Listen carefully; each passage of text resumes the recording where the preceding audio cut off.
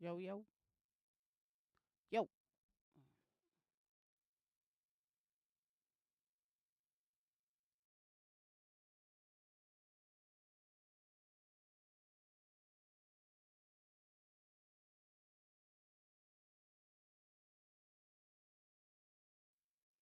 Test.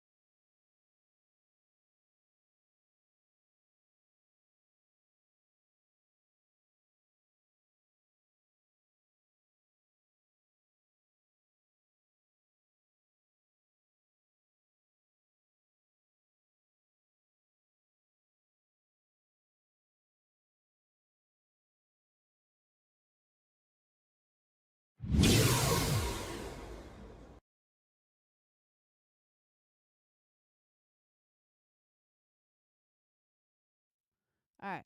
Hopefully, you guys can hear me out of my microphone and not out of the camera. Does it sound different? Hopefully, it does. Because I got a new cord, but for some reason, I'm not seeing it. So, hopefully, you guys are hearing me my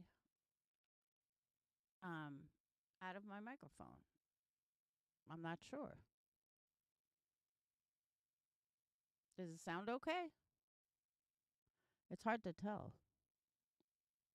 Hold on.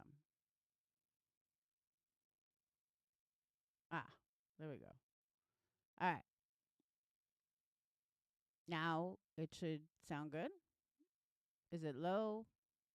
Someone? Anyone?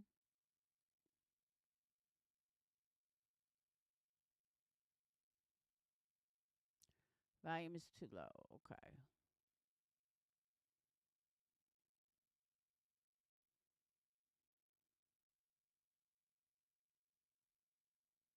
All right, what about now? Now it should be like super loud. Uh, you still can't hear me? All right, hold on.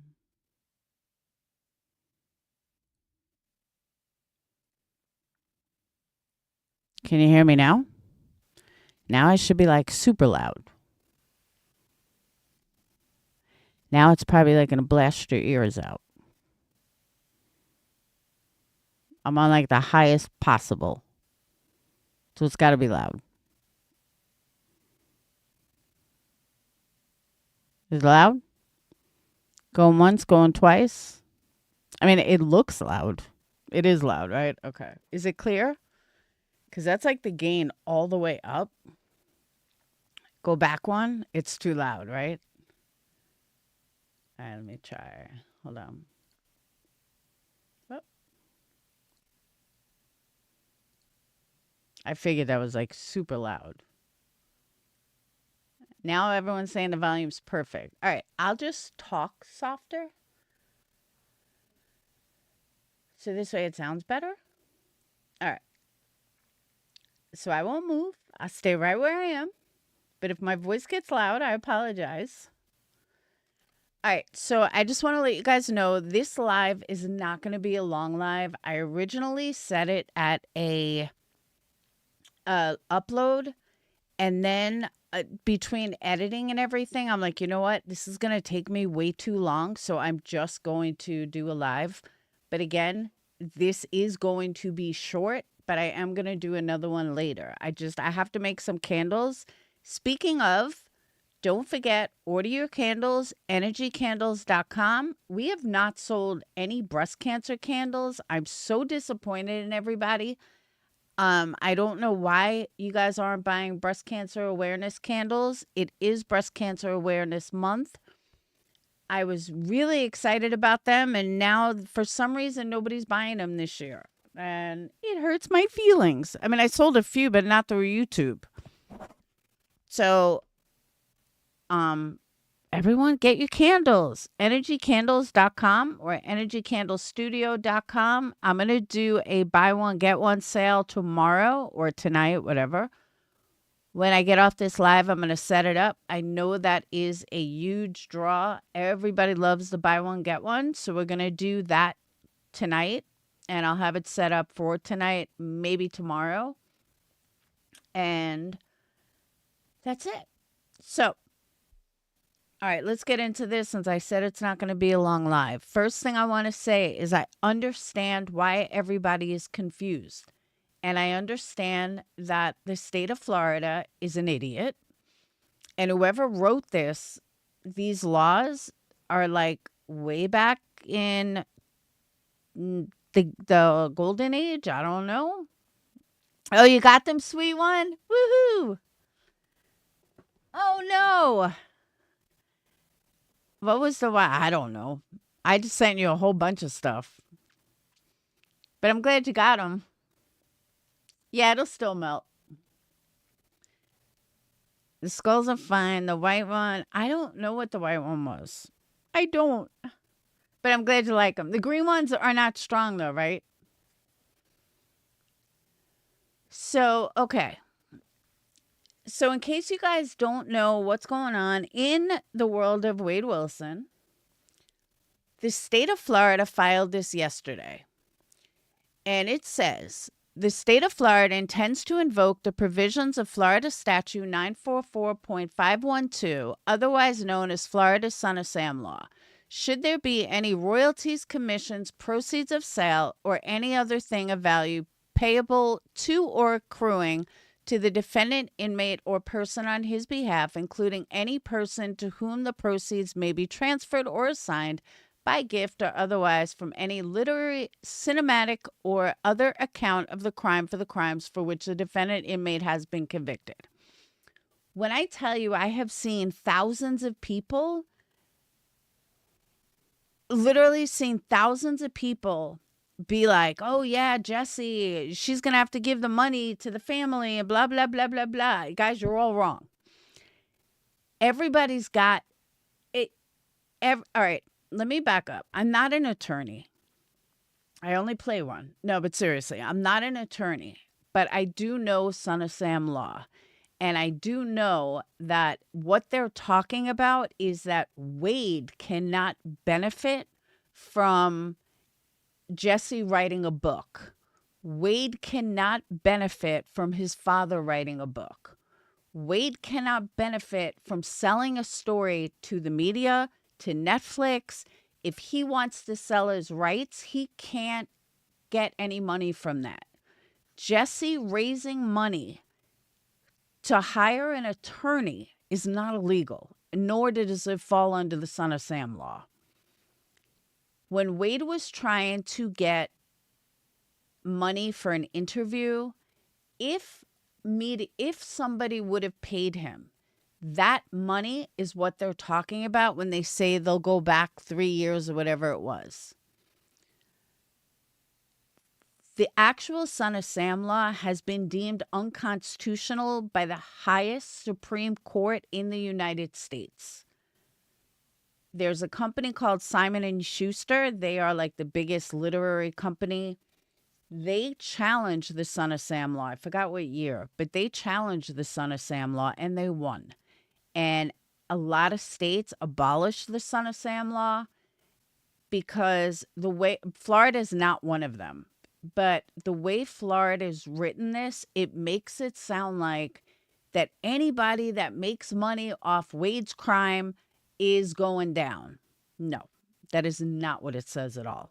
Because if that was the case, then every YouTuber that made money off Wade's crime would have to give it to the victim's family. Another thing, only 25%, by this law, only 25% goes to the victim's family. Anybody thinking that Jesse now has to give all this money is 100% wrong. Now, the actual Son of Sam law in Florida. Hold on, where'd it go? Oh, tell me I lost it.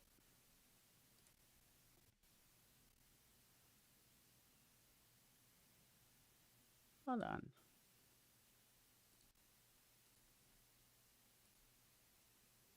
Ugh. Hold on 1 second.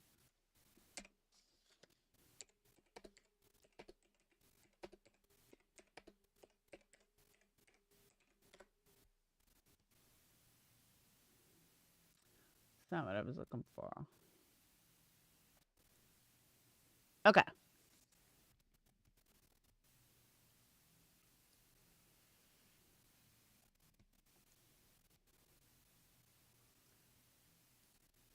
All right. The Son of Sam law, Florida is Son of Sam law, Florida statute 944512.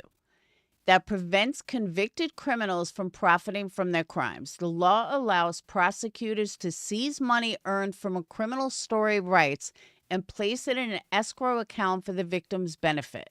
Son of Sam laws are controversial and have been struck down by courts on First Amendment grounds. The laws have been criticized for singling out the proceeds of speech about a crime while ignoring other assets of the criminal. Some say that the laws do little to limit the ability of a convicted defendant from profiting from their crimes. Here are some examples of how Son of Sam laws have been used and challenged. In New York, in 1977, New York enacted a Son of Sam law after David Berkowitz, Son of Sam serial killer, was offered lucrative book deals. However, the U.S. Supreme Court struck down the law in 1992, ruling it unconstitutional. Florida, in 2007, a Florida appeals court ruled that a convicted serial murderer's property and proceeds from writing about his crime could be seized. That's all it said. Could be seized. California amended its Son of Sam law to apply only to those convicted of felonies. So basically, it just means that Wade can't profit off his own crime. Wade cannot sell his rights to Netflix and make money. This has absolutely nothing to do with the money Jesse raised. It has nothing to do with future money Jesse raises. If Jesse wants to write a book, Jesse is more than welcome to go write a book. It's as long as the proceeds, as long as Wade is not being paid for his story. That's why you see so often this is for entertainment, or this is half true, half false, or this is a book based on my opinions. A good example of this is Chris Watts, and I forgot the girl that wrote the book. She used all his writings and published a book. Nothing of her opinion, allegedly. And it was all based on stuff he said. He can't profit off that, though. But he's not going to. It's only her that, Cheryl something. She can profit off of that. So people are under this misconception that Jesse is going to have to give all this money. The money that Jesse raised is not Jesse's money, nor is it Wade's money. That is donators' money, and donators have a say. They're kind of like shareholders. If they want their money back and don't want their hard-earned money going to a victim of a crime, they have that right. This is not, let's pay Wade for his story. So nothing is going to happen to the money Jesse has raised unless Jesse is scamming that money. That's a different story. If Jesse is scamming that money, then she'll have to deal with the legal aspect of scamming. But I wanted everybody to truly understand that I keep seeing it all over Reddit, all over everywhere. That I forgot what state Jodi Arias is in, but is she in Arizona? That state may no longer have Son of Sam laws. Not every state still does. Louisiana does. Florida does.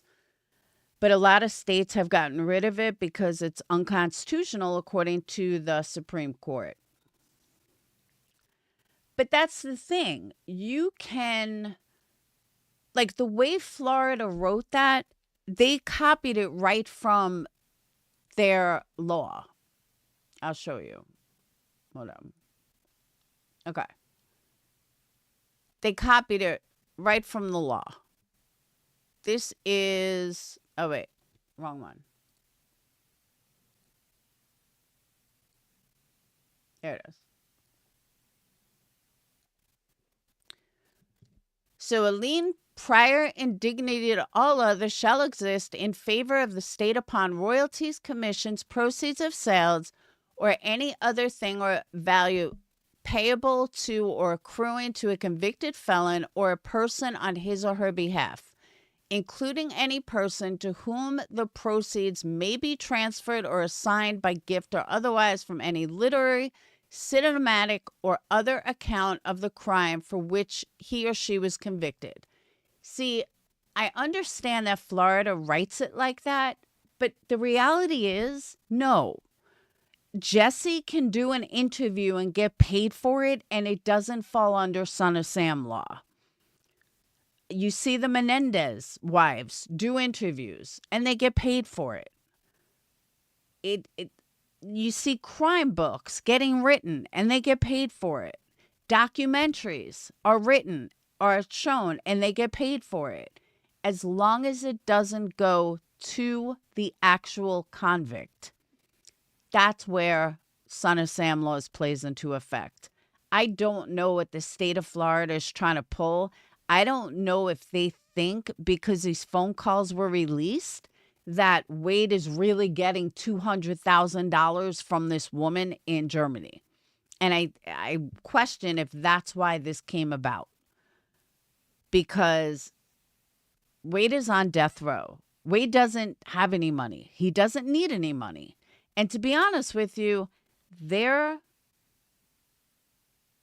GoFundMe, we don't even know where it's going. But if it's going to a legit attorney, then he has every right. Someone else has a right to raise that money and give it to an attorney. That's not Wade profiting off a crime. That's him trying to free himself. But again, and I've said this for a long time now, donators don't have to give money to the victims. If they want to, they can, but they're not obligated to do so. And for some reason, people think they're obligated to do so. They have a right to say whatever they want about their money and where it goes. My second point that I want to make is if you guys heard today's calls, it 100% confirmed what I said about Jessie not working for Aspen Dental. In August, she was not even in the state of Florida. Her parents do not live in the state of Florida, and that was confirmed by her today. So anyone that said that she worked at Aspen Dental in Florida got false information. She did not work at Aspen in Florida. She did not come from Virginia. So everything that I found was factually correct and confirmed in today's phone call. She had said something to Wade like, I told my mom I'm going to move to Florida and so I can be closer to you and blah, blah, blah. And I was like, there you go. As of mid-August, she had never lived in the state of Florida. So she certainly wasn't working at Aspen Dental in Lake City, Florida. So I don't know whose life these people ruined or who they called or what they did to this innocent Jessie Tahanika in Virginia, but there is no Jessie Tahanika that ever worked in Lake City, Florida. I mean, I can't say ever, but like I said, it was confirmed today in August. She wasn't even in Florida. So if anyone has proof to prove me otherwise, be my guest. But in the proof that I found, plus today's phone call, It wasn't her, which confirmed exactly what I said weeks ago. Anyone have any questions? Now, personally, on the Son of Sam law, I kind of think it's bogus. And the reason I say it's bogus, especially the one Florida's trying to pull, is because they are looking at numbers and money. It is not all right. So let me establish the fact that these women in Wade's life are dumber than a box of rocks. These women, these $90,000, $100,000 that he has raised, or Jesse has raised, for these complete morons. Like even Jesse's mother, I would be embarrassed. Are you happy that your daughter is dating a convicted criminal, a convicted murderer? He murdered 2 women. You think he loves your daughter? He doesn't. He's gay. Do you not get here? Like, no, different German lady. Do you honestly not get it? Like, what? Hi, honey. I'm so proud of you that you're dating a convicted murderer who brutally murdered 2 women. He's openly gay. He likes it up the butt. Yeah, I'm real proud of you, honey. I think you should marry him tomorrow. Listening to her talk today, I was like, whoa, is she for real? Is she really talking like this? Did you even look at it? What? No, I'm live. Dayton? No, it's not that German lady. Everyone keeps saying that. I'm like, no, it's not her. So they are. They're complete morons. But it's still their money. And if they want to be a moron, they're entitled to be a moron. It is not their fault that the victims' families only raised less than $8,000. That's not their problem.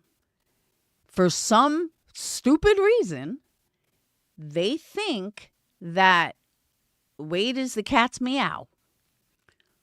They think that Wade is so wonderful, that Wade can be changed, that Wade is beautiful and sexy and smart and oh my God, whatever. But that's their choice to make. So if they want to believe that, let them believe it.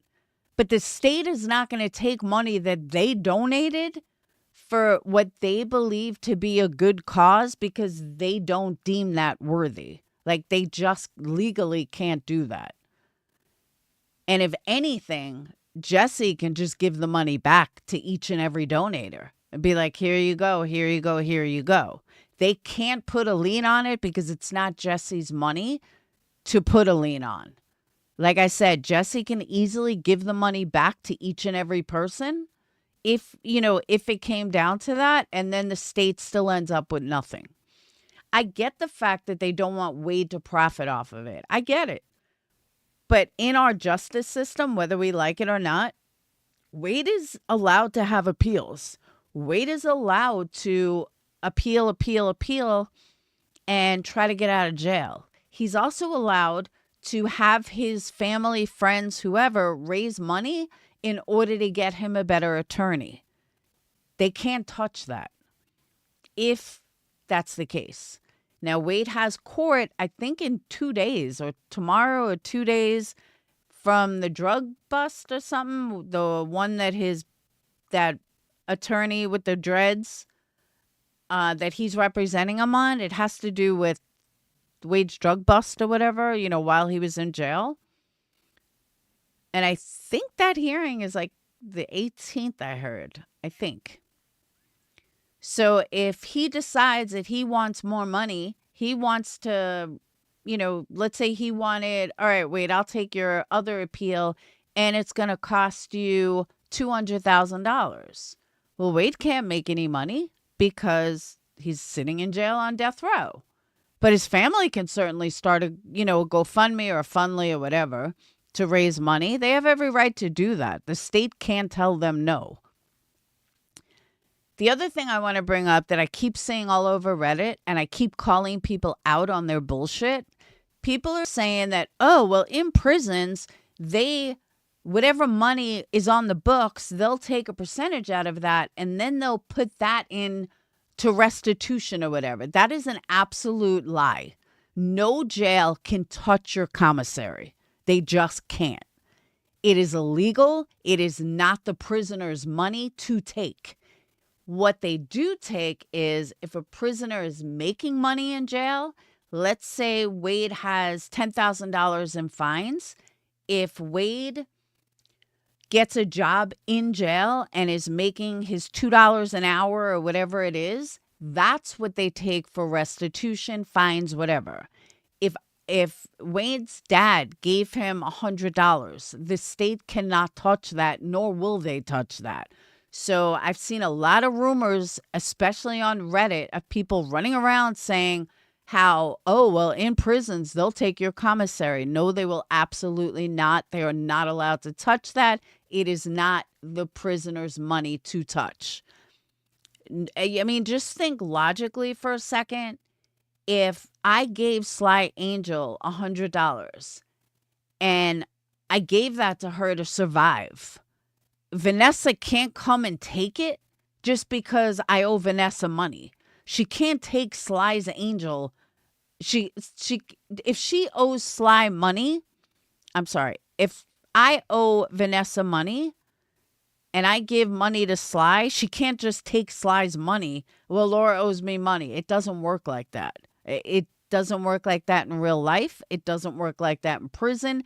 So anytime you see someone say that, call them out on it because it's complete bullshit. This one girl on Reddit was like, her neighbor robbed her 3 times or whatever and finally went to jail. And now, they take 25% of his commissary for restitution. I said, you are so full of shit. I said, that is so not true. They absolutely do not do that, nor can they do that. Nice lie, though. And, I've seen this all over the place. Hey, Kelsey, I've seen this run all over the place. And I'm like, no, that's not how it works. It has never worked like that. And I don't know why people run with that. And again, I'm not an attorney, nor am I a criminal. But these are things I learned with my 30 days in jail. But seriously, though, these are things I learned. On a side note, I want to talk about Menendez Brothers later. I know they're going to end up walking. I don't know if you guys saw the press conference. It was heartbreaking. His sister was powerful. Jose's niece was powerful. I mean, it was like, I have a feeling they're getting out. I 100% think they're getting out.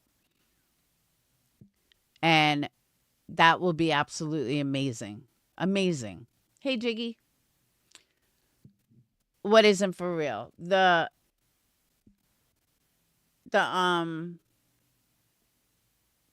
isn't for real? Kelsey, you're probably due for candles. We need candle orders. Lots and lots and lots. No, the Son of Sam is for real. But the way Florida has worded it, it made it sound like that. It made people believe that Jesse was going to have to give all that Fundly money to the state, and that's just not true. And that's what I was explaining, that people need to understand that's just not the way it works. Yeah, I have it. I was showing it earlier. You have to, I'm not going to repeat everything. You got to back up. But yeah, Jesse is not in trouble. Jesse is not going to have to give any money. Again, I'll reiterate. If Wade profited from Netflix, if Wade profited from interviews, if Wade profited from anything where he was getting the profits from his story. That's what the Son of Sam law is about. The Son of Sam law does not include raising money for an attorney. I was going to say look at Casey Anthony, but I forgot she wasn't convicted. My bad. But the way Florida has it written, Jiggy, we could all get in trouble. Anyone making money on Wade's crime could have to pay these fees. It's ludicrous. The way they have it written, it's absolutely ludicrous. I don't think she's scamming him. I think she's dumb as a stump. She's on my cover. If you look at my cover photo, she's on there. I don't think she's scamming him at all. Hey, you. Jesse is not going to end up in trouble. That's what I keep trying to say. If she's scamming money, that's a completely different story. Then she has to deal with that. And she'll have to deal with the scam that way. But as far as the Son of Sam laws, there's nothing that she can get in trouble over. Nothing at all. He is not profiting from that. That money is going to an attorney. Everyone is under the impression that he's making money on that. Well, allegedly, it's going to an attorney. So she really doesn't have anything to worry about. And I don't know why everybody is running with the fact that she's going to have to turn over this money, because she doesn't. Jesse has not done anything wrong at this moment. Could that change tomorrow? Absolutely it could. But as of right now, she has nothing to worry about. She hasn't done anything wrong in the eyes of the law. But if you guys heard, I know I said I was going to make this short, but if you guys heard today's call, she's going to marry him according to her. Because I think today's call will straighten some things out of where her head's at. Yeah, if she gets in it for scamming, that's totally different. If she gets busted scamming, totally different. That's a whole nother realm of stuff that we don't know yet. But I think she's not scamming him. I really don't. And if you listen to today's call, you'll see what I mean.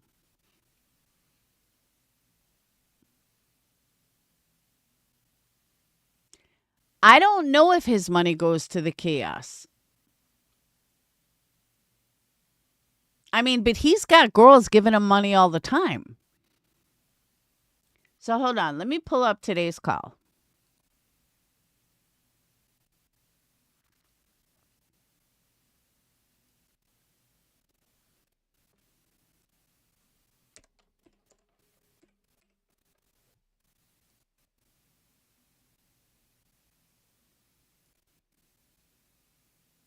All right.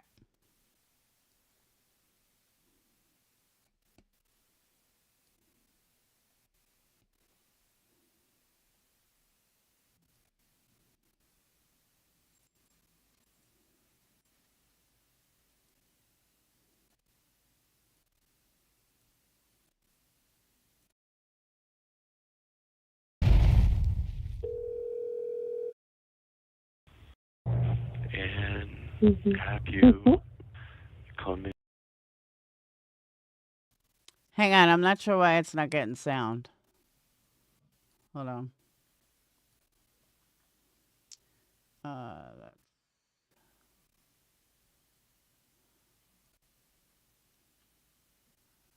me try that.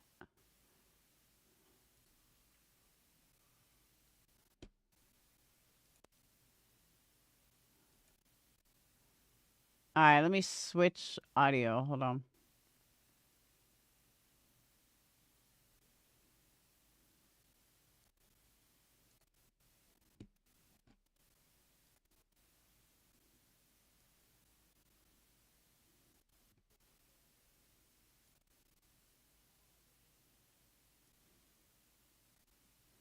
Oh.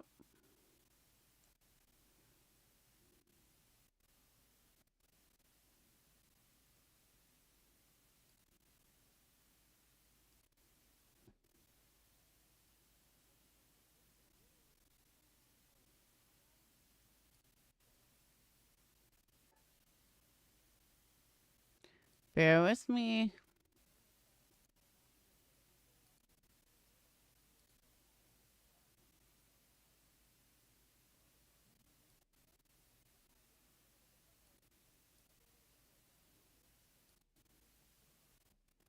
All right, let's try this. See if it works now.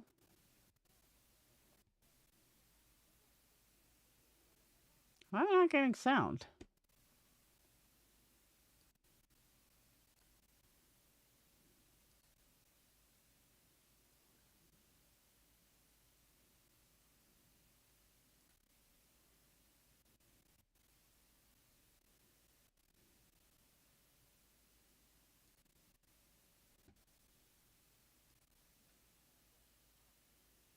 The fuck?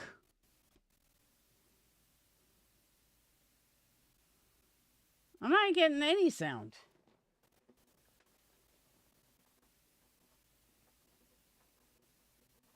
I don't know what's up. My speakers are up.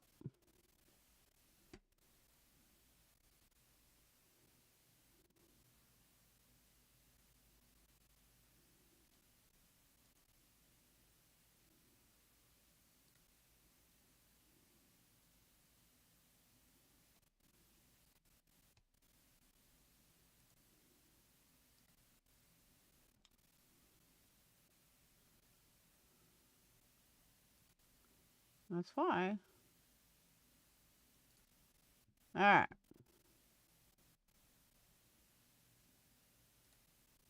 Now it should work. All right. Now we got it. Sorry about that. Took a minute.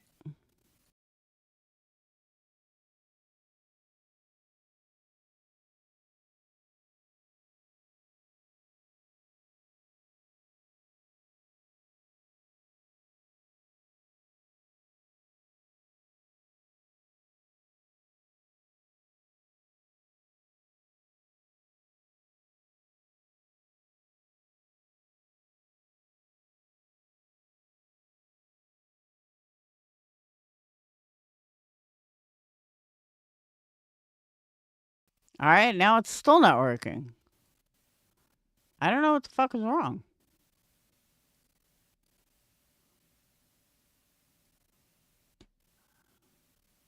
Try that.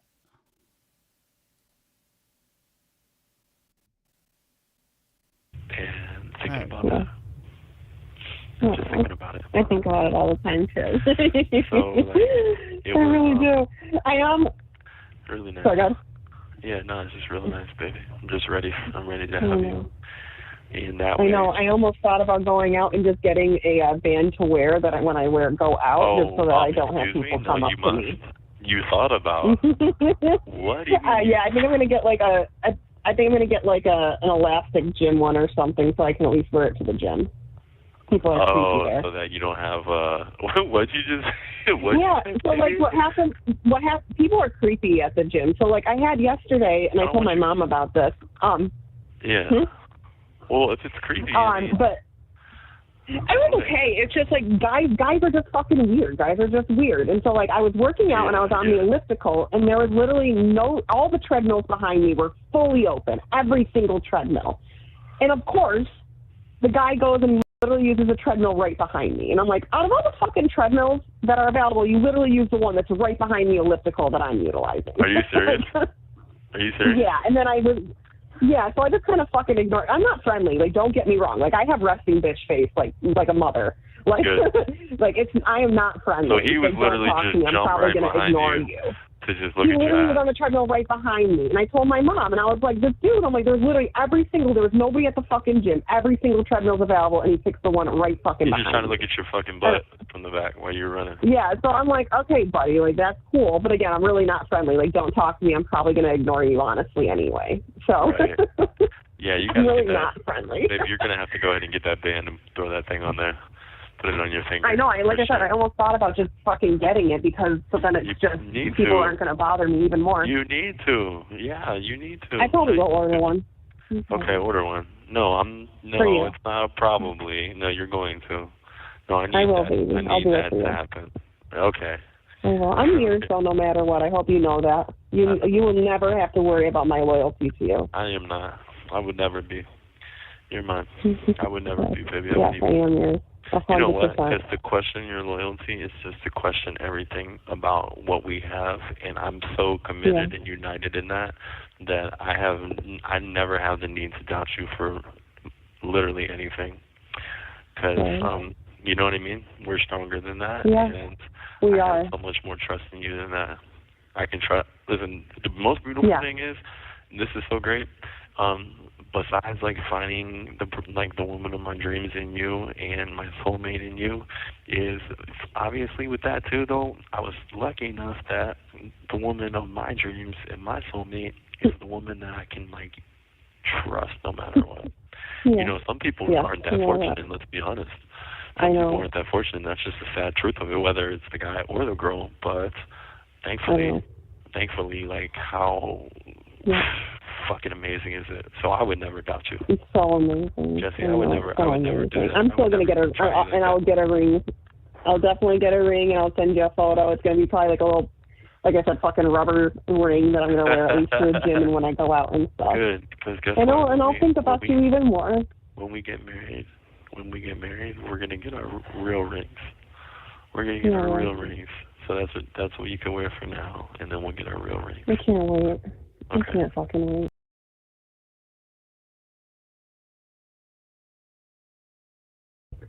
Same. I can't wait to be your wife. Same, baby. I can't wait for you to. I feel like you are. I'm about my plans of where I plan to move, and I told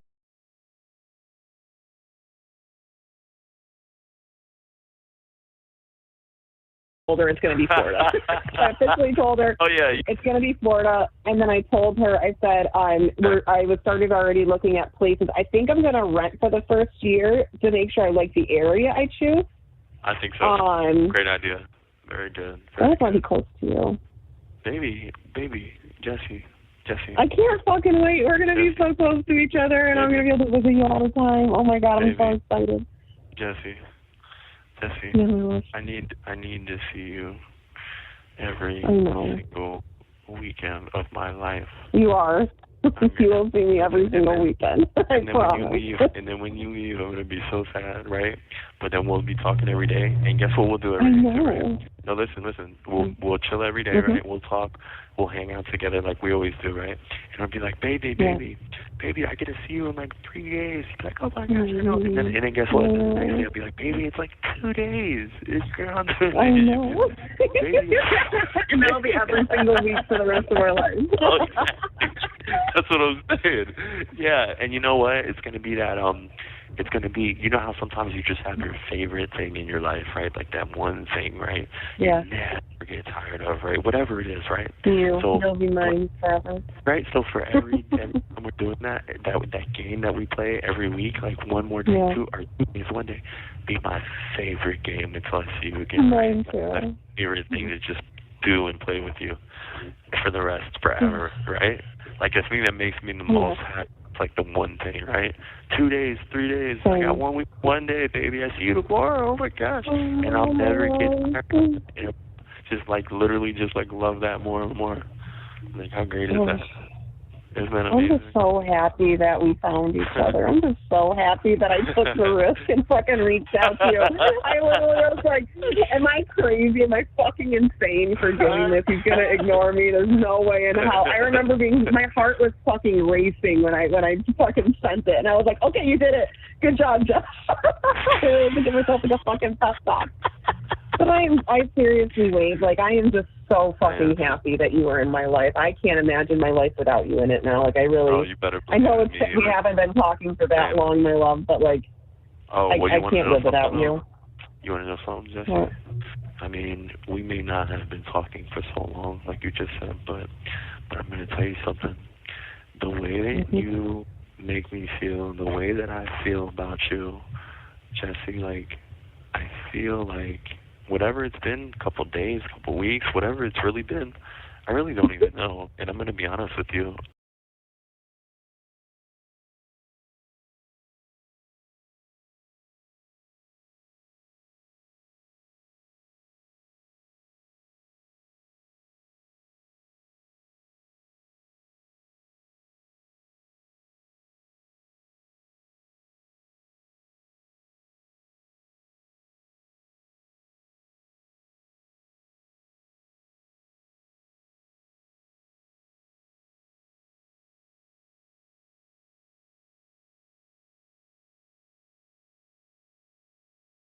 I just feel like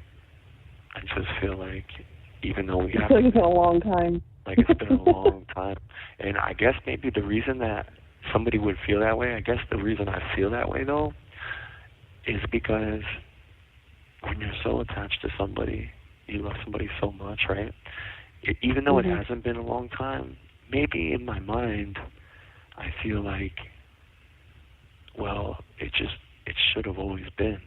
And so then my mind feels like it has been, even if that isn't the actual reality of it.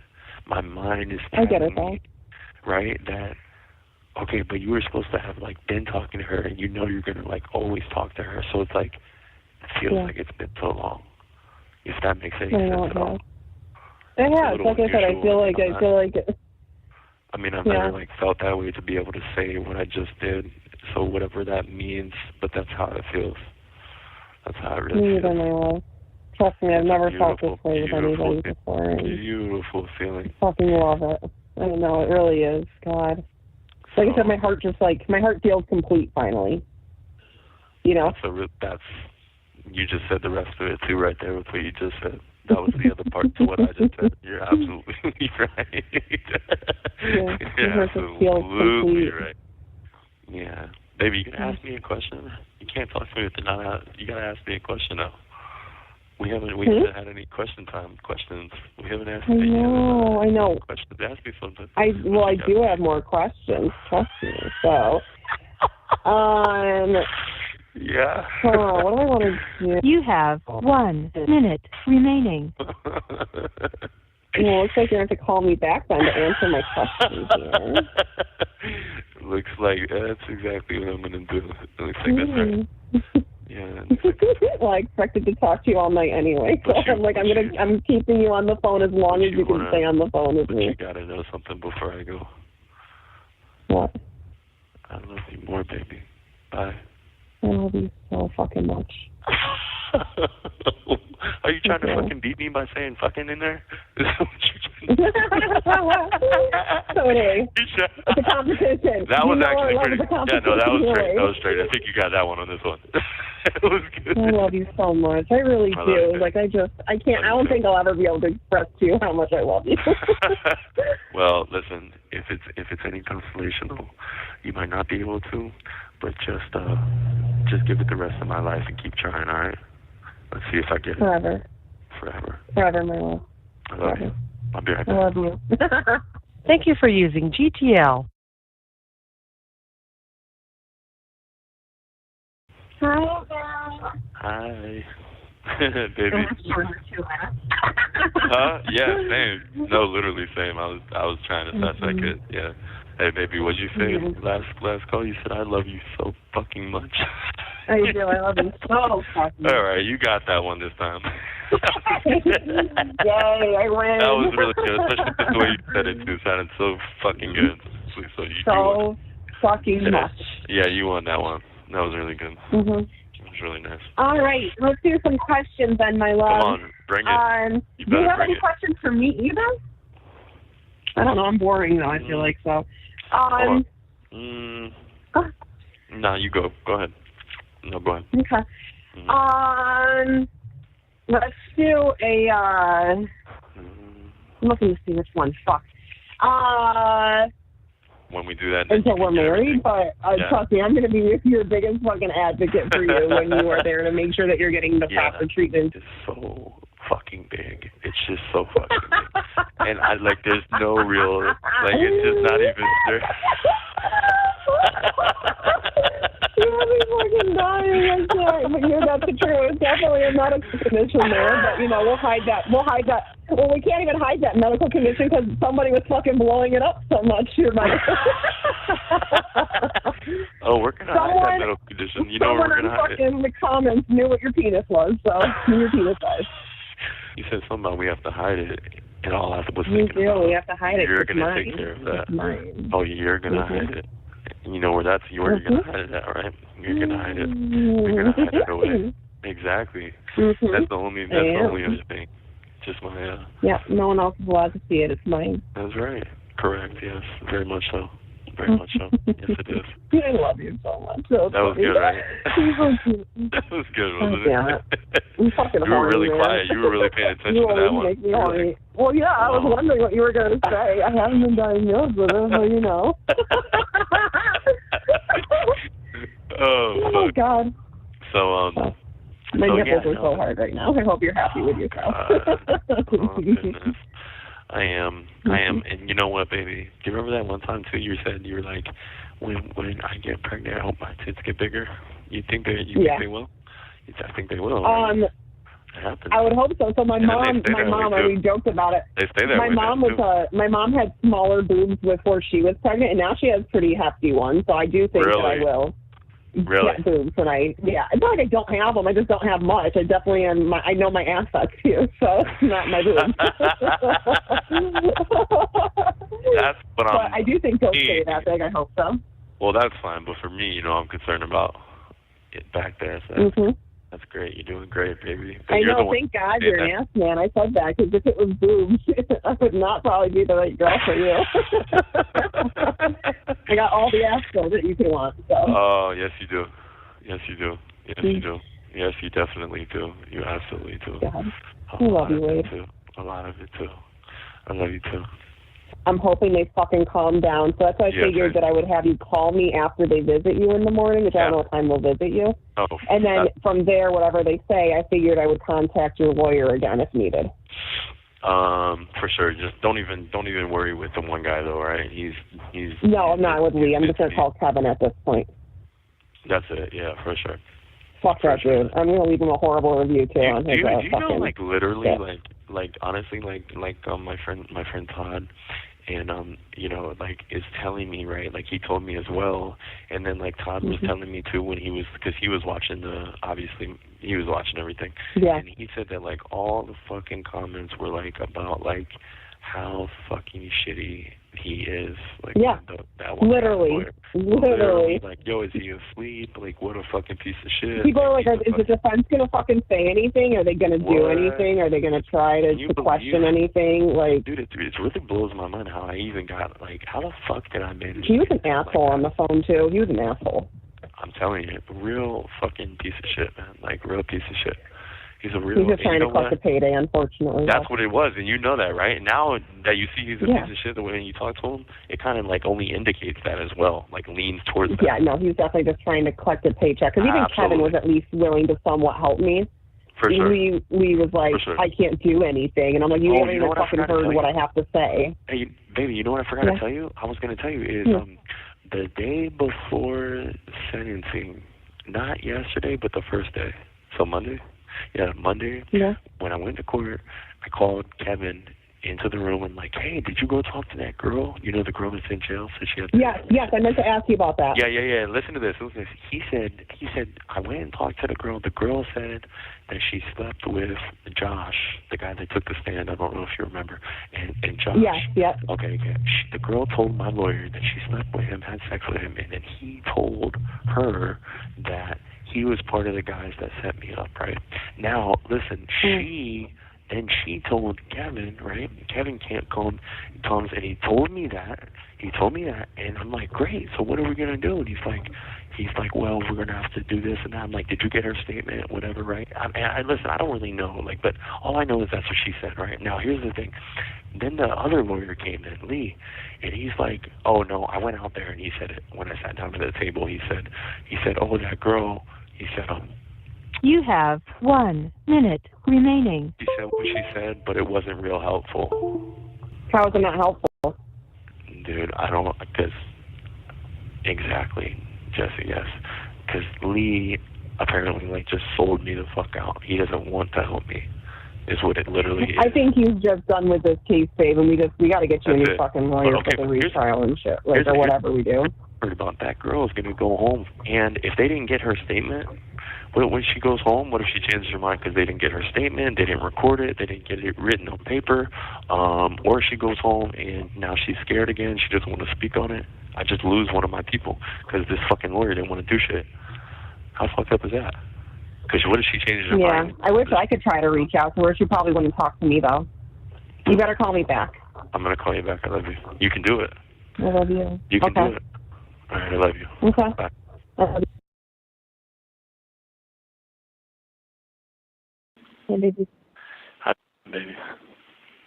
Mm-hmm. How are you? I mean, I can try to reach out to her and see if I can try to convince her to write something and see if I can sweeten the deal for her. You know what I mean?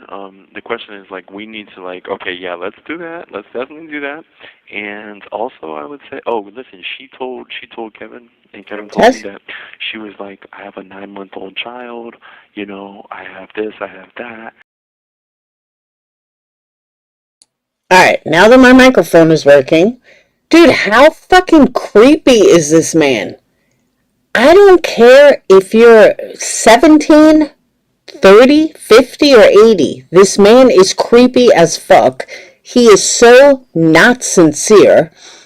And how she doesn't realize that he's not sincere, I don't know what kind of abuse she has suffered in her life, but it must be pretty bad because he is as cringe can get.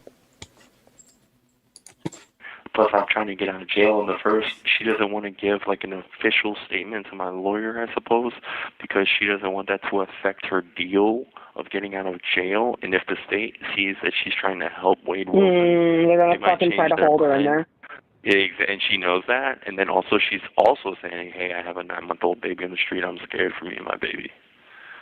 You know what I'm saying? But still, they should have. But still, Kevin still should have got her to, like, write a statement. Okay, we're not going to use you now. We'll let you get your deal first, get out of jail. But we need you to write this statement. You know what I'm saying? Yeah. There's something, right? Like I said, what's her name? Because, like I said, if I can try to maybe convince her to do something, like I said, and like maybe if we have to wait until she's out, and I can still contact her and say, hey, listen, let's plan to connect when you're out, so you can get your deal. Well, can I also, like, let you know something? Yeah, baby. I think that it's not. I don't think you're going to be, like, super, like, surprised by this, but I believe that the girl, I don't know her personally, but also just know that the girl is super attracted to me. Baby, who isn't at this point? She's probably not going to talk to me, I feel like that. If I tell her who I am, she's probably going to be fucking salty as shit. Who isn't attracted to you at this point, my love? Have you looked at yourself? You are beautiful. And I don't even know how the fuck you like me at this point. Like, I don't know how the fuck you like me. That's an easy one. See, here's the thing. The beautiful thing is I don't have any say so. Not that I would want it, Jesse, but I'm in love with you. You're my other half. And fortunately enough, though, you're the beautiful other half of mine. So, but it's not like I just chose. You understand? No, you were meant to be mine. So that's how I love you. You better remember that. Don't ever forget it. Baby. Do you want to still try to reach out to her, though? I think if you say, hey, I'd be more than happy to. I just don't think she's going to talk. If she's got the hots for you, I'm not sure she's going to fucking talk to me if I say that I'm your girl. Well, why don't you maybe perhaps try to, like, approach it from a different angle then, so that she doesn't just instantly unless you don't want to. It doesn't matter. It doesn't matter. Oh. No, baby. I told you I want to help you in any way I can. What's her name, so I can try to at least figure it out? All right, her name is Liz. Did you sleep with her though, or anything, or no? No, I don't even know her from the street. Do not even know Oh, her okay. from when I was outside of here. No, I did not. I'd never even seen her Okay. face to face. No, I just was curious. No, I was just telling you. No, baby, you're Actually, I think the women in his life are the ones that are criminally insane. All these women that donated over $100,000 to this man, they're the ones that are actually insane. Just saying. good. Her name is Lexus. And I mean, I understand that, like, we're dealing with this other issue with Kevin, and honestly, like, really, like, that's more important. But if you do talk to Kevin, we should be like, hey, what are we going to do with this girl right here? And how are we going to get her stable to make sure that we don't lose her in what she has to say? Yeah. Okay. We should definitely, like, run that by him again. Question that. Yeah.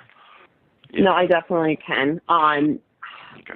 Yeah, no, I definitely can. I'm just, like I said, I want to first get you out of there, first and foremost. That's my priority. I want to get you out of the fucking naked, cold room where you have no food because I have anxiety over that already. I told you food is my thing, so, like, I have anxiety that you're not fucking getting fed right now, so. Thanks, baby. Thank you, baby. My Lord. Thank you for caring, baby. The most. Thank you, baby. That means a lot to me. Well, you don't have to and then I was going to oh, baby, my baby, thank you. Because remember, you know, there's always one thing I told myself too, Jesse, is when I find the girl that's meant for me, and that if that happens, which I didn't believe it was, but if it happens, that I'm going to make sure to give her so much affection, so much compassion, so much love, that she knows how I always feel, right? Because I feel like sometimes people in relationships don't do that enough. And so what I want to do is just flood you with it. I want to give you more than enough. I love it. So if that means a thank you, or that means a bunch of I love yous, or I'm grateful for you, or thank you, or I appreciate you, I want to say it. Same, baby. Yeah, I want to say it. I want to do the same with you, too. Okay. Yeah, baby, you deserve it. You deserve trust it. me. I want to remind. Like, does she not realize he doesn't sound sincere? He sounds so methodical and so phony. And she's like, oh, I just love you. Jesse, I really feel bad for you because you think that makes you feel good? That's sad. Like, I would love to sit down and talk to you and convince you that you're way better than this and that you don't deserve to be treated like this. Because this is a whole nother level of wow. Like, it's the only word I have. It's just wow. Like, how bad were you abused your whole life that this is the best you think you can get is love from a gay man in prison for a double murder? You every single day how much I love you forever and just how incredible you really are. Like, you seriously, like, you're even more incredible than I think I could have even fucking imagined. You know, you've been going above and beyond that from day one to let me know that. So, I mean, you want to know what I did last night? Because I was sad, too. I went and read through our messages. I literally went fucking all the way back to the beginning. And you're like, I could potentially be interested in talking to you. You did that? I did. I went back and I read through every single message. Every single message I went back because I missed you so fucking much. And I was like, I need to read his messages. Oh, man. That's awesome. I wish I could have done that. I know, I'm sorry, man. Because guess what? Even when I was, like, over there and could call you and stuff, you know, I would go through our messages and read them. I would. Yeah, no, I do that. I go back and I read them. Everyone, the sexy ones, the sweet ones, the caring ones, the ones, the sexy ones, every single one. I had to say that twice because I meant it a lot. Yeah, no, and I'm just thinking about it now. Like, fuck. Yeah. You're going to come back to, like, I think at least 6 messages from me. I think I sent you, like, 6. Just yesterday, because I wanted you to come back to my messages and know that I was thinking about you all day. Yeah, baby. That's awesome. I hope I can get out and see him. I want to see him. But yeah. You're going to. For sure, for sure. But what was I going to say? Yeah, fucking... I also want to clarify something real quick. they have tablets in jail. Hey, Debbie, they have tablets in jail, but they don't have internet. He doesn't have any internet access being on death row. So it's not like he has a tablet playing, games all day. Nah, he doesn't have it that good. I don't know. Okay, You're so funny. You go, just as a heads up, she's really attracted to me. And I'm like, who the fuck isn't attracted to you right now? Wait, god damn it. It's calling you heartthrob. It's calling you a heartthrob on the fucking, like, yeah, but I didn't want it to be a thing where she was like, said something. She's like, oh my god, I love him so much, or he's so hot. And then you think I like that. I had like something with her or something, because I don't even know her. I just know that she knows that she thinks that, though. I do know that. I do know that. Mm-hmm. Well, bitches can think what they want to think. You're mine, and you have no choice in the matter. So. That's for sure. That's a fact. That's factual.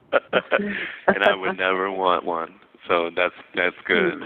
That's good. You're all that I will ever want for the rest of my life, and even after the rest of my life. I'm always going to want you. I told you, if we get reincarnated, I'm finding you in every single fucking lifetime. I will. Let me ask you this question. Now that you said that, here's a question I have for you. I'm always curious about these type of things. Tell me this: if reincarnation was real, right? Let's just say like the whole Buddhist theory is correct, right? If that is right. Okay, cool. We die, we get reincarnated. Not as now, when you say reincarnated, are you speaking about into another human form or other form? Yeah, your soul will move into another human form. I don't think you'd move into animals by any means, but I feel like does that not work? Part of me feels like you get. I mean, I think it could work that way with animals, but I don't know. I guess I've only thought about it in the way of human. Okay, so tell me this. So then what you're saying is you don't think that there's been humans that pass reincarnated into dogs or leopards or cheetahs, or you're just saying that... No, I guess there could be. Now hold on, or are you saying that what it was once an animal of some sort, when that animal dies, it reincarnates itself into some sort of animal again, or the same animal perhaps, in a different life, in a different body, right? That's a good question. Yeah, I think animals could... Yeah, I think animals potentially, I don't know, I guess, with animals. I'd like to think that they, could get, I don't even know if I believe in reincarnation. I feel like I do because, I don't know, so I guess, when I was younger, I used to get really bad, premonitions and stuff of previous events that would, occur. And my grandmother had the same thing, too, where she would see, these types of things. And so that's why I just kind of feel like it's something that is true. I guess I never thought about it on an animal level, but I think part of me does believe that when we die, it's just not, you don't just go to, there's a heaven or a hell, right? I don't think it's that. I feel like our souls do end up going back out into the universe and you're reborn into something else. I just don't know. I guess you're right. That's a great question. I don't know if it goes, because I would love to be a fucking animal. Shit, I'd love to be a golden retriever in a fucking another lifetime. Shit.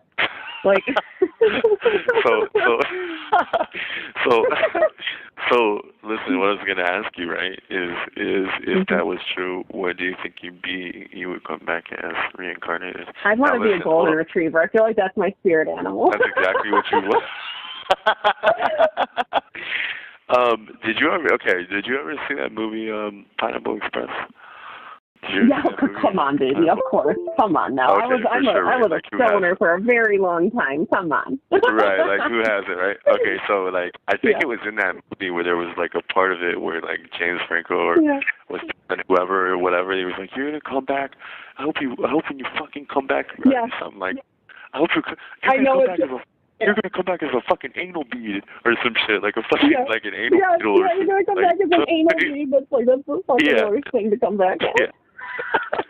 So, sucks for that guy. But anyway, so that's why I was about to ask you, what?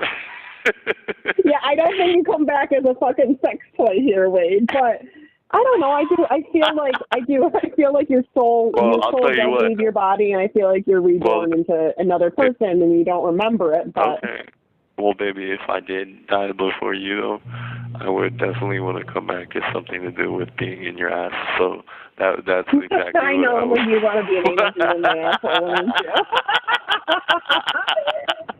you? You would take on that challenge, wouldn't you, Wade? You would take on that challenge. I would accept that lifestyle. I would. Yes, I would. You're so funny. I knew you would fucking say that, too. You're so funny. I would, baby. Oh God. No, but you know what? I always kind of thought too, like, I always kind of thought, like, what about like going back as like a fucking like I would like to come back. I think it's like maybe like a what is it called? Like a white tiger or something like that. Like it's some sort of like white fucking like just like yeah, like a white tiger, I love white it. leopard, just like real majestic, like fucking but dangerous, but like sexy and like all white and just like cool. Dangerous and Right? sexy. I love it so much. Yeah, that's great. You know, hey, As you know long as what's funny? you're mine, my white tiger. Yeah, well, if I go first and that's what I'm coming as, then you're gonna have to. I know you wanted to be a retriever, but I'm gonna need you to go ahead and step it up and I'm being like a little white, yeah, like a little tigress, like or whatever, and Yeah. Oh, you're the best. God. yeah, something like that. Yeah, baby. Mhm. So we can have a bunch of cubs. Yeah. Yeah, we are going to have a bunch of cubs. Of a So. whole pack. Yeah, we are. Mhm. Yes, we are. We are right now in this life, aren't we? It's going to be so much fun when I can finally tell you that I'm pregnant. Like, I can't fucking wait. I'm already figuring out how I'm going to surprise you eventually here and tell you that.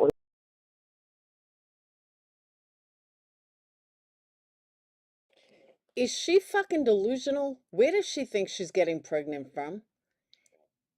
I heard that the first time and I'm like, what? Jesse, you can't have conjugal visits.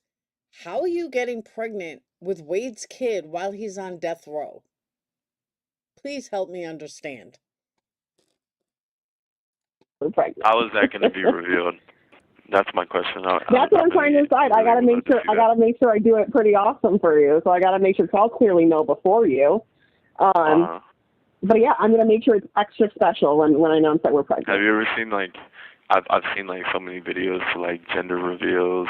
At least like gender reveals. We're gonna do a little gender reveal too. Yeah, we'll do a little gender reveal. Sort of something. Yeah. Yeah. We are. We'll do it really the cool. two of us together. And my other question is, doesn't Wade have a kid? These people act like Wade has never had a child. Wade has a kid, if not two kids. I think he has two kids that he never saw or took care of. But even Wade acts like he doesn't know what it's like to have a baby. You just don't know what it's like to take care of your kids, but you definitely have some. Yeah, for sure. Yeah, absolutely. Absolutely. And you know what I'm going to be thinking? You can't wait. Me either. I can't wait either. So hurry up and get down here. Hurry up. Come on. I think I'm going to plan to move by end of summer, which I think is probably the time that you'll be getting transferred. You have 1 minute remaining. Well, remind me when that is specifically. When is that specifically? And I'll tell you. I was thinking like probably beginning of September. I'm going to plan to go down to Florida. Okay, ideally. If I can. If not October. But October is the very fucking latest. August, September, October. Okay, let's try for like September because I think that'll probably be when I'm getting over there. That's my goal. I would like to try to move in by September. Okay, that's what I'm thinking too. I think that'll be the time that'll be happening. And yeah, same. You think so too? That's what you were thinking? Yeah, that's my goal. I talked to my mom and I told her that I'm going to spend the summer up here with her. Good. And then, and like I said, I'm not really in a rush anyway. So I told her that I probably want to move at the end of summer. So. Do you remember? Tell me do you remember when your mom was like, "It's not about some boy, is it?" See, but that right there proves that her mom doesn't live in Florida. So she never worked at Aspen Dental in Florida and lives with her mom that everyone said she lives in an RV outside of her mom's house. Well, her mom's not in Florida, so she doesn't live in Florida. Now, if Jesse's in Florida, that's another story, which is probably why she needed a new car, because she had to drive down to Florida. Yeah, I know exactly. No, it's definitely not, Mom. Thank you for using GTL. Don't forget to like and subscribe so you don't miss the next. And those were the cringe-ass calls from today. Crazy. Crazy, crazy.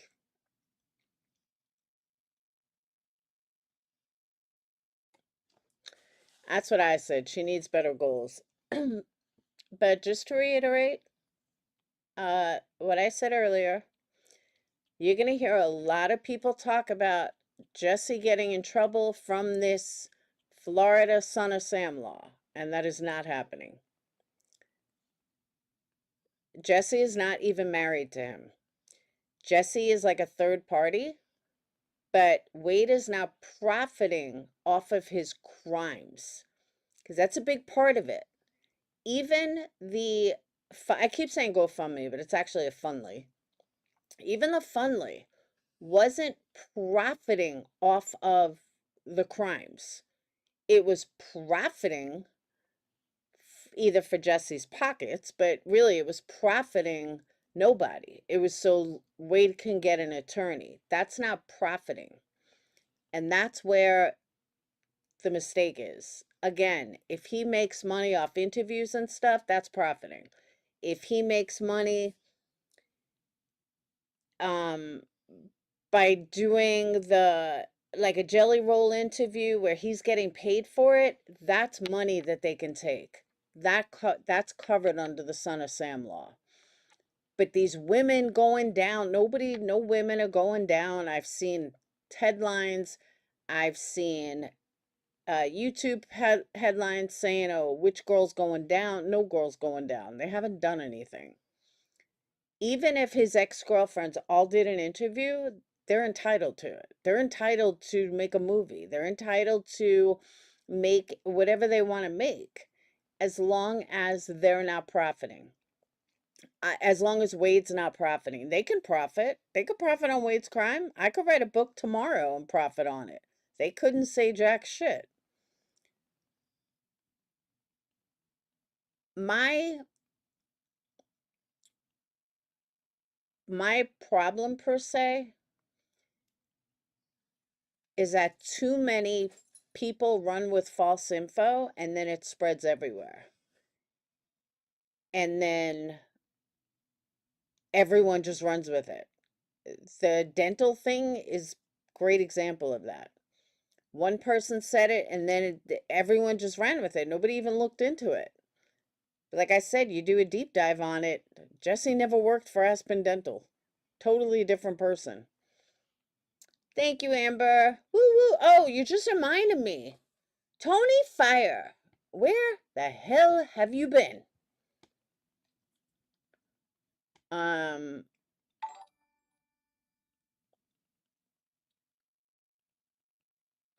Just reminded me though, I have to, because I always forget.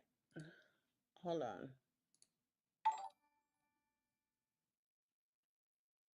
Oh.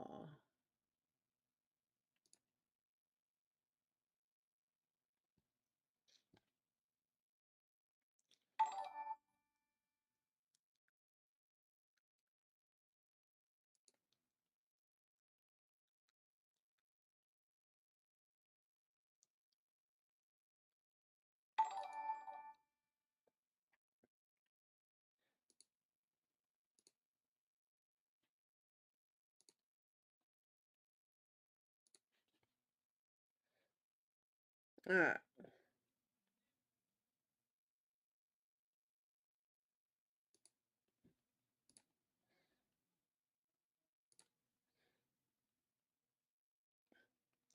All right, so I also just gave away 5.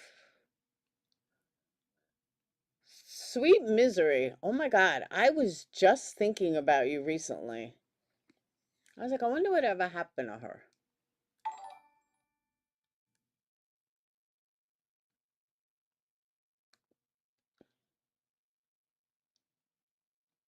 All right.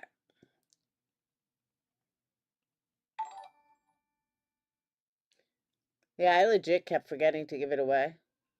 I think I forgot last month too.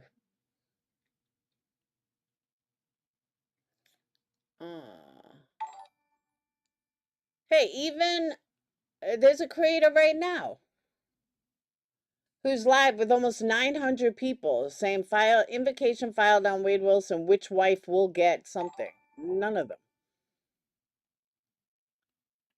None of them can get in trouble for anything. And here I have 57 people. Make it make sense.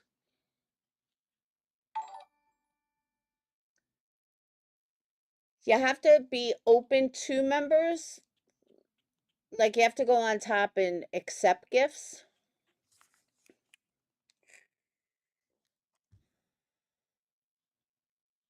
So while I'm here, did you guys watch the press conference with the Menendez brothers? They have to be getting psyched. They just have to be. They are literally going to see the sun again. They are literally going to walk out of prison. I mean, Garagos even took them, like, to meet the judge or something. I don't know, some weird thing, but they are so going to walk and so deserve it.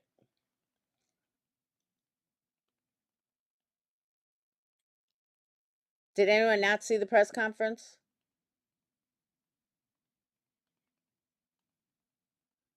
Because it was, like, amazing. Oh, they're total. Did you watch the press conference, Debbie? It was so good. I'll play it. I mean, I'm already here. I was going to do like a 30-minute live, already here an hour. Might as well finish up now.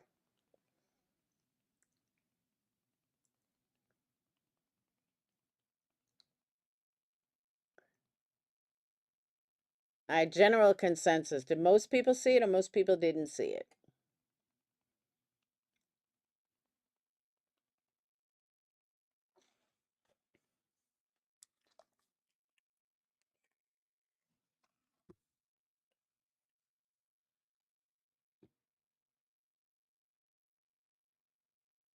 Hold on, I gotta find it.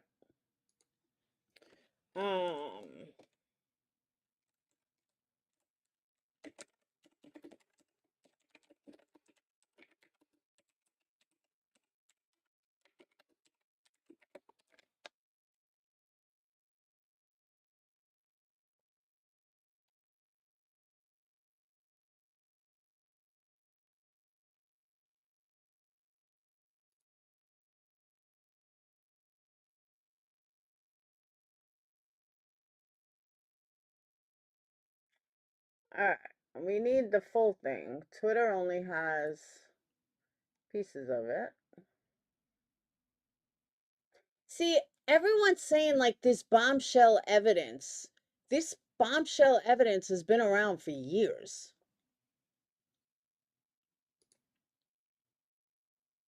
Like, it's nothing new.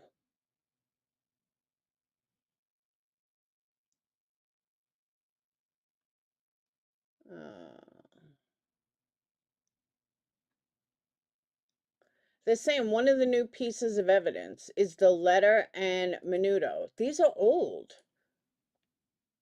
Like, they've been around a long time.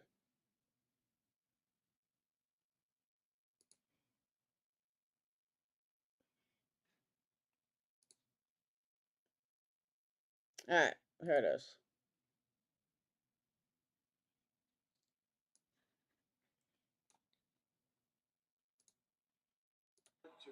Is under Marcy's law, the California Constitution requires that victims get a say.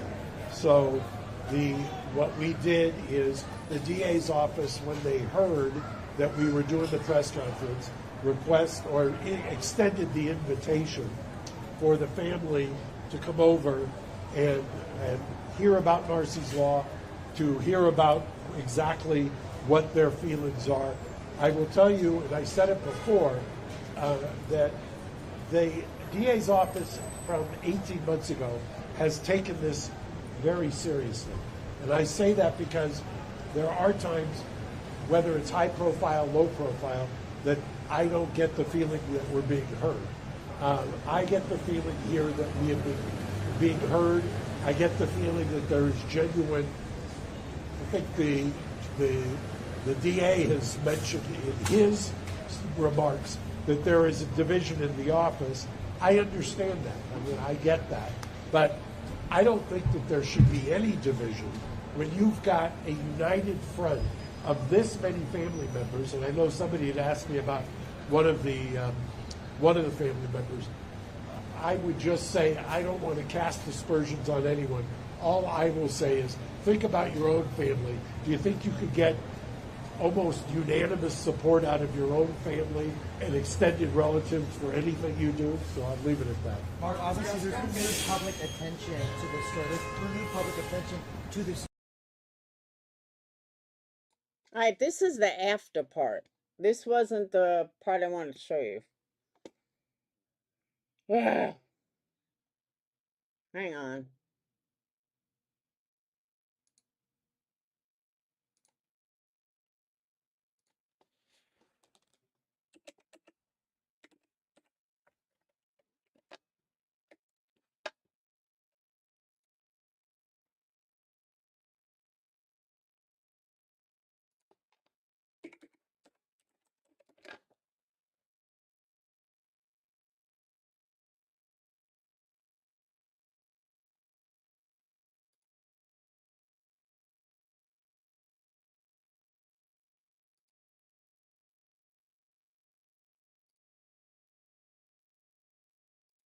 All right, I'm just gonna run it from Zav Girl because I know she was playing it.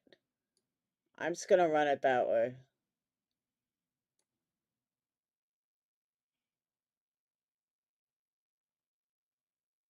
Hold on. All right.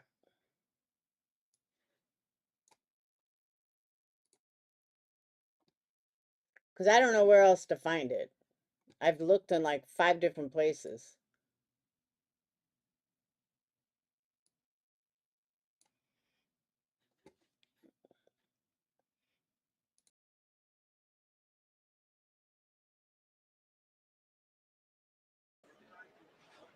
But this is there. It probably isn't going to start for like 25 minutes, but that's their lawyer, Garagos. That's where the noises coming from the room. I'm confused. Menendez. I also have here today Alex. Back in May, we filed a writ of habeas corpus. A judge in this courthouse, Judge William Ryan, issued what's called an informal request for a reply. That informal request for a reply was to ask the DA to respond to the allegations of new evidence. Part of the 2 prongs of new evidence were, number one, a letter that was found at Marta Cano's house. That was a letter written by Eric fully 8 months before the killings. I can't turn it up. His cousin Andy. His cousin Andy testified at the trial. However, in the second trial was demeaned as making this up or was not true. This letter now shows or corroborates that Andy was telling the truth. The letter describes the abuse. The letter, I believe, was released at least temporarily by the DA's office, and anybody who wants it, we can release that as well. The other pillar of the writ of habeas corpus was a declaration by Roy Rosello. The declaration by Roy Rosello is incredibly important for a number of reasons. Number one, Roy Rosello, who was a member or a then member of the band Menudo, was and took great courage at Murray's finding him and talking to him to sign a declaration that said that he too was assaulted by the father, and not only assaulted, but it happened at the house. The reason that's important is that it corroborates what was testified to in trial number one, that it corroborates the fact that the safe place that Jose thought he had was in the house. It corroborates what the family members said was the very uncomfortable rule in that house, that you could not go down the hallway if Jose was with one of the boys. That was the ground upon which he prayed. We have those 2 items. Now, there is a separate track. About 3 months ago, we sent a petition, and mind you, the DA's office, there's been those who have said, well, this is election nearing, blah, blah, blah. We filed. And for those of you that don't know, hey, Grandma Rose, happy birthday. What you guys may not know, his daughter is one of the lawyers representing P. Diddy. A lot of people don't know that. I just learned that a couple of days ago.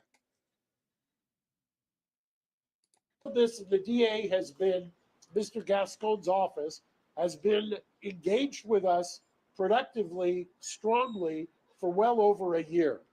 Joan, who you will hear from in about 5 minutes, we actually, because of her young age, she turns 93 next month, we had what's a very rare thing done back in December, which is called a conditional examination.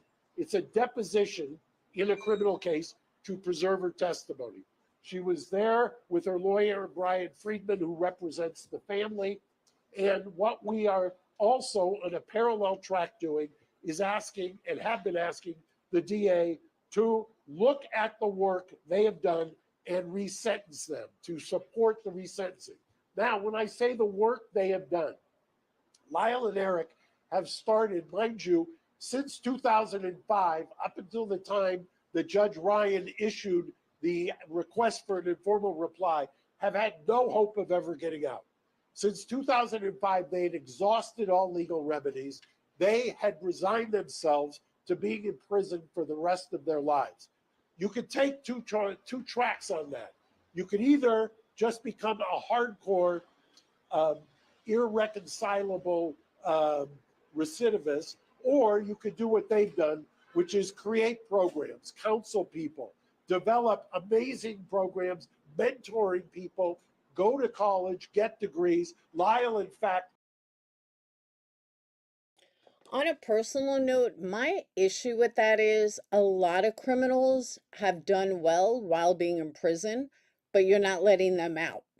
So I don't know. For me personally, I just don't think Garagos, like, that doesn't hold any weight with me. Like, okay, they've done good in prison. They have nothing else better to do, so you might as well do everything you can do to get through time in prison. That's normal.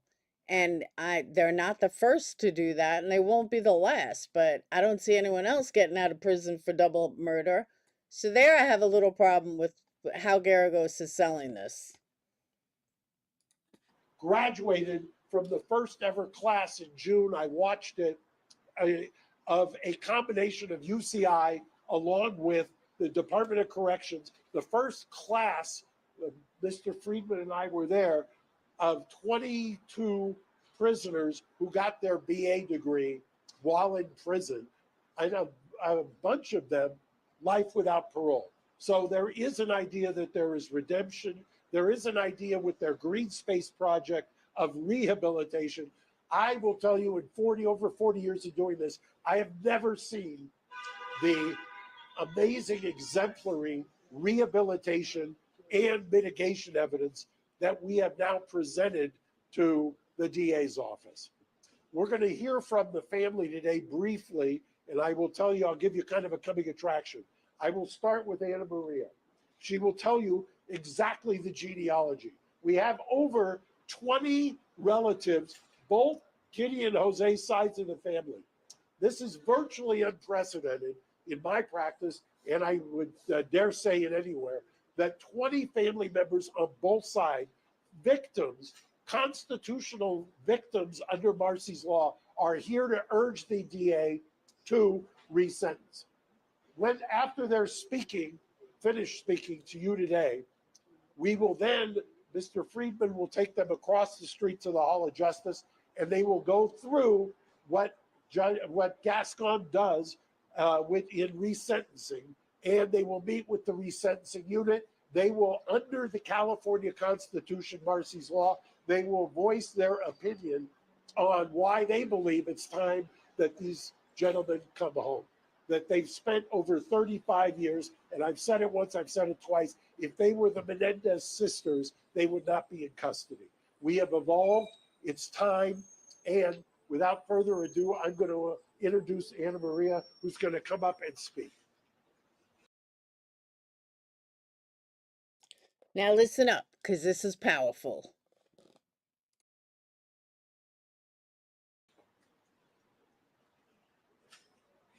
Good afternoon, everyone.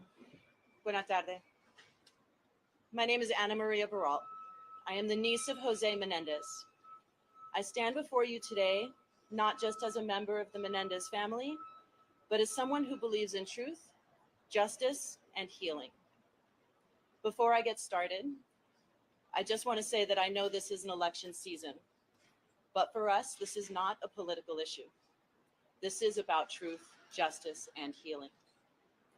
On behalf of our whole family, it is my honor to formally introduce our new coalition, Justice for Eric and Lyle. Like so many others, I struggled to process the events of that fateful August day and the loss that I felt. Over time, it became clear that there were two other victims there on that day, my cousins Lyle and Eric. Lyle and Eric would continue to be victimized. They would be victims of a system that wouldn't hear them. And they would be victims of a culture that was not ready to listen. They would be mocked. They would be called cold-blooded killers, left to rot in jail and denied any hope of redemption.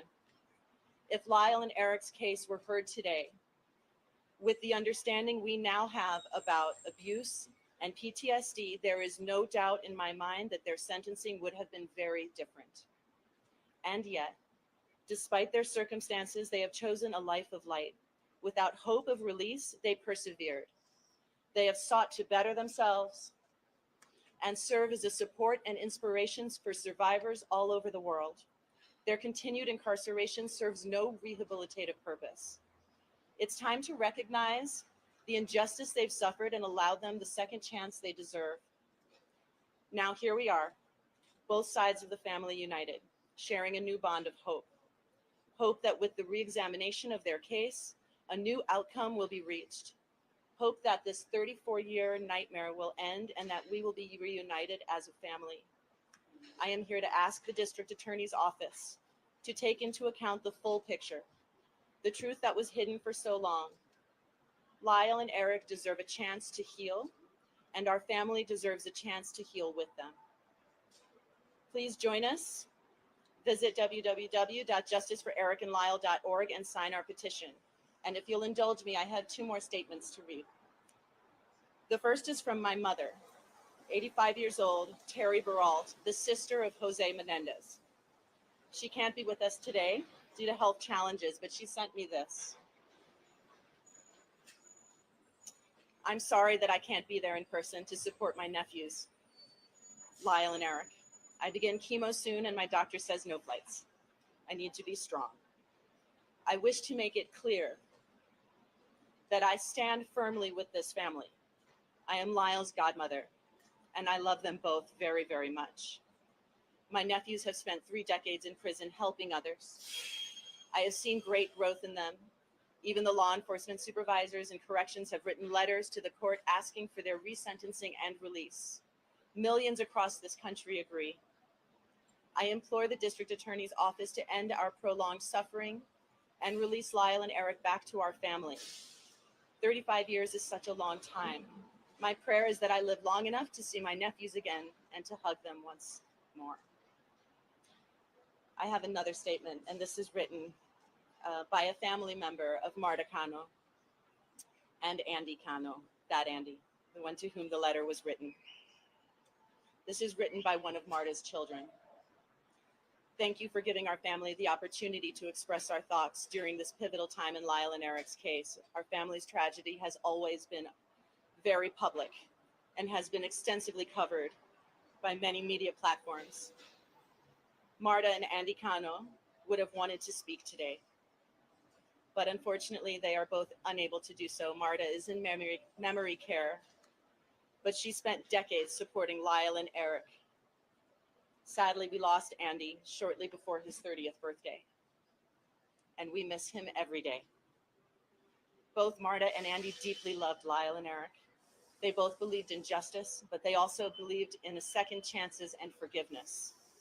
It has been 35 years since this happened, and we feel enough penance has been paid. It is time for them to be released and for all of us to move on and continue healing as a family. Again, if you want to help, please join us at justiceforlyleanderic.org and sign our petition. With that, I'm going to be followed by several members of the Anderson family. First will be Alan Anderson. He's the nephew of Kitty Menendez. Of Kitty Menendez, sorry. Of Kitty Menendez. And the second will be Karen, the niece of Kitty.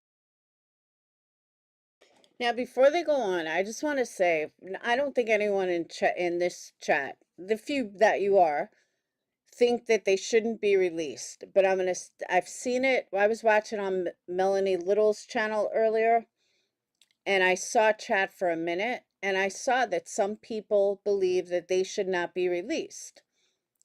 Or the consensus was, why didn't they say anything? Why didn't they say anything then? I'm going to reiterate what I said the other day. That is so crucial.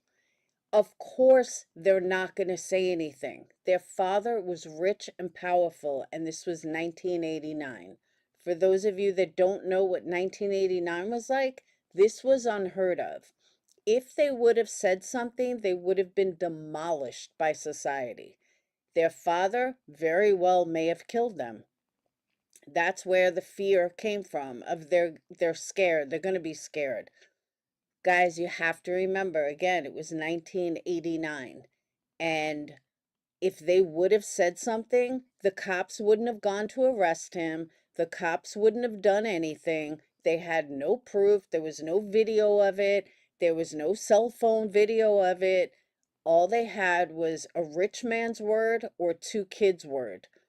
They're never going to believe the kids over an RCA executive in 1989. And that is something that everybody forgets.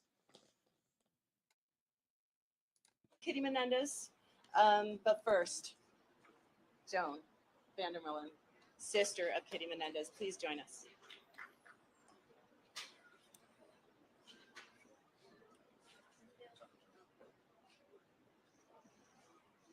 Two soldiers, thank you.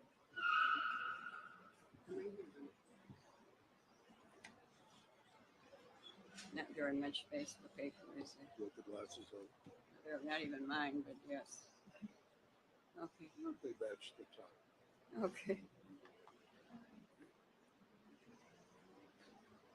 Please know that I'm nervous and full of emotions. I never thought this day would come. I am Kitty's sister. I stand here today with a heavy heart and also with hope and justice and understanding. We have received such an outpouring support in recent weeks, which led us to launch this formal initiative. For many years, I struggled with terms with what happened to my sister's family. It was a nightmare none of us could have imagined. But as details of Lyle and Eric's abuse came to light, it became clear that their actions, while tragic, were the desperate response of two boys trying to survive the unspeakable cruelty of their father. As their aunt, I had no idea of the extent of the abuse they suffered at the hands of my brother-in-law. None of us did. But looking back, I can see the fear and tension that their father had instilled on them. They were just children who could have been protected and were instead brutalized in the most horrific ways.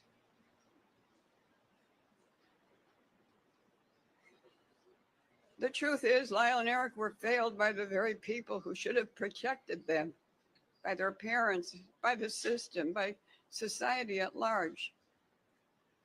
When they stood trial, the whole world was ready to believe that the boys could be raped. Was not ready, not ready.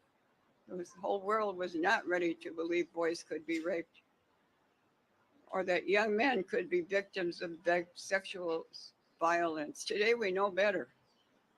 We know that abuse has long-lasting effects, and victims of trauma sometimes act in ways that are very difficult to understand.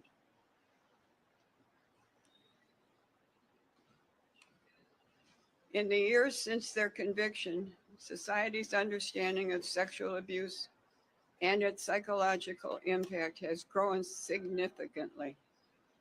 We understand that a person doesn't need to fit a specific mold, whether it's gender or socioeconomic status, in order to experience abuse.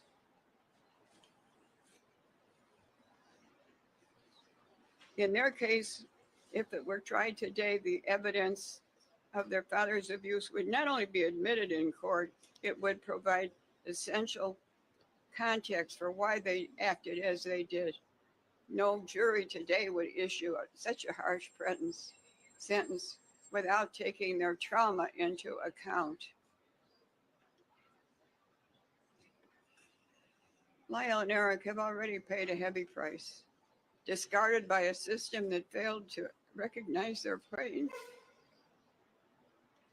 They have grown, they have changed, and they have become better men despite everything that they've been through. It's time to give them the opportunity to live the rest of their lives free from the shadow of their past.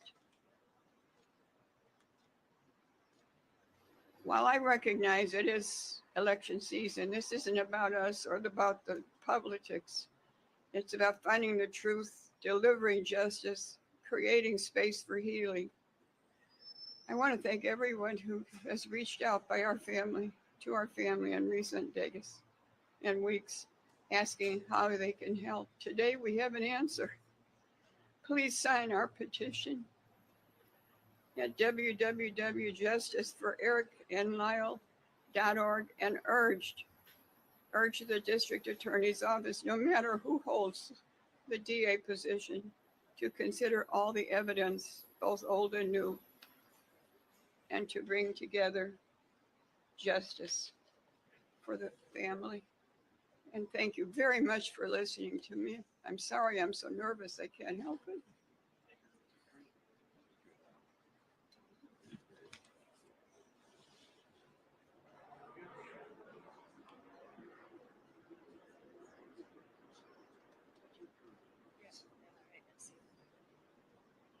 Next, we have Alan Anderson, nephew of Kitty Menendez.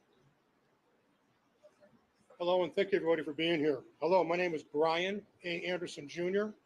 I am the Kitty of Menendez. I'm Kitty Menendez's nephew. I am proud to be a member of this family and to help spearhead this formal effort to organize and galvanize all the support we have received. Together, I believe we can finally bring justice for my cousins, Lyle and Eric. I've known Lyle and Eric my whole life. I can tell you without a doubt that they are not the villains they've been portrayed as. They were boys, young, scared, and abused by their father in ways no child should ever experience. You, the media, focused so much on their actions, but they never were able to tell the full story of their abuse that drove them to such desperate measures. When I think about the pain and suffering they endured, it breaks my heart to know that the system failed them so profoundly. They tried to protect themselves the only way they knew how. But instead of being seen as victims, they were vilified. Their father's abuse was dismissed, their trauma ignored, and their truth mocked by millions. Today, we know that trauma can lead to actions that, while difficult to understand, are rooted in survival. Lyle and Eric acted out of fear, but the jury never heard the full story. If their trial were held today, their father's abuse would be front and center in their defense, and I believe the outcome would be very different. Lyle and Eric are not the same people they were 35 years ago. They've shown that they are more than their past. They are survivors and deserve a chance to rebuild their lives. They are no longer a threat to society. Please do not misconstrue this to be political. Justice should prevail and transcend politics. I am asking the district attorney's office, regardless of who the DA is or becomes, to reconsider their case with the knowledge we now have about their abuse. Lyle and Eric deserve a second chance to heal, a chance to be free, and to live the rest of their lives without the shadow of their past hanging over them. I firmly believe that if they were to come to my house, knock on my door, I would answer that door. I would welcome them in with huge hugs. My wife would make them a dinner, and I'd give them a pillow and a place to sleep. Thank you for being here today, supporting Justice for Lyle and Eric.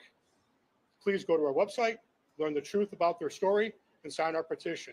Thank you.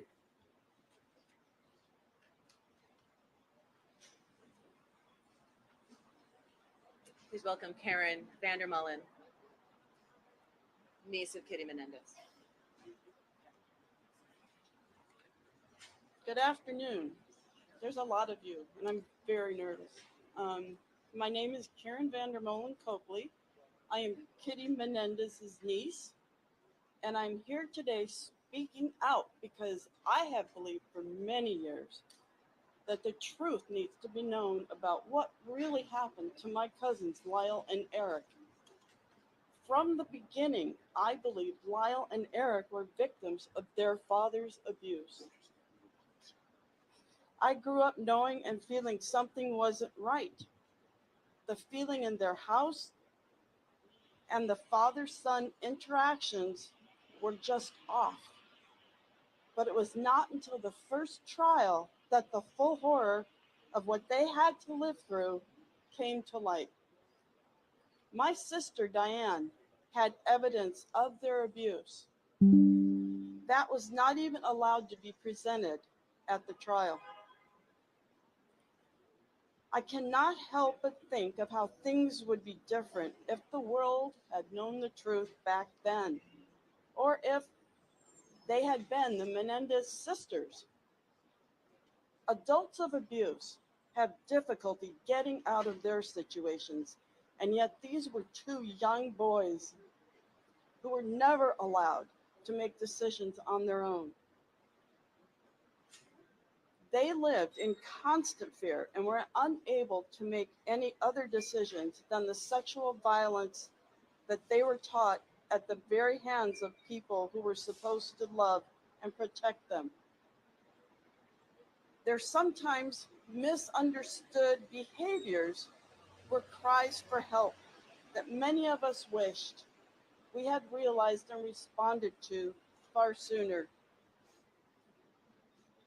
What happened is tragic, but I forgive my cousins. I have forgiven them forever because I know they were acting out of fear and desperation. These were children, just 6 and 8 years old, who didn't understand their own bodies. No child should ever have to endure that kind of pain. This abuse trapped them. It was painful and it terrified them. Their father's abuse shattered their lives and the family's lives, and the courts failed them, failed to recognize their trauma, compounding this tragedy. We live in a time now where we understand how abuse can shape a person's actions, male or female. We live in a time now where we understand what trauma does to the brain development of a child. If Lyle and Eric's trial happened today, the outcome would be drastically different. The evidence of their father's abuse would have been a central part of their defense. And it's very likely they would not have received such harsh sentences. Lyle and Eric have spent most of their lives in prison, paying for their actions. During that time, they have become supporters and advocates for children who have suffered sexual violence. I believe they have suffered enough. I ask the district attorneys to take into account the whole truth and nothing but the truth. I believe they have paid for their crimes, and we as a family have all suffered enough. We are here for them and ready to support Eric and Lyle after release. This is a time for truth and justice. and the time for the path to healing. It is time. Time for Eric and Lyle to come home. We are here for them. Please visit our website and sign our petition. We would love nothing more than for our mom to be able to wrap her arms around Eric and Lyle outside prison walls before she is unable to do so. Thank you. Thank you all.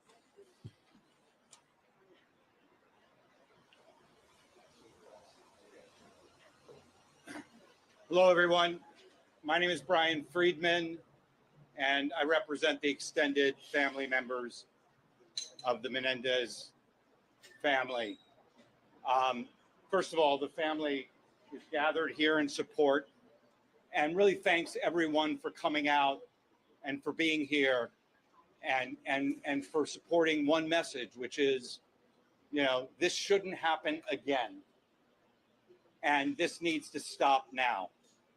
And that what needs to happen is the consideration of second chances, the consideration of the abuse, and changing what we know in our society to be wrong, and we know in our society to give people second chances. The families here united.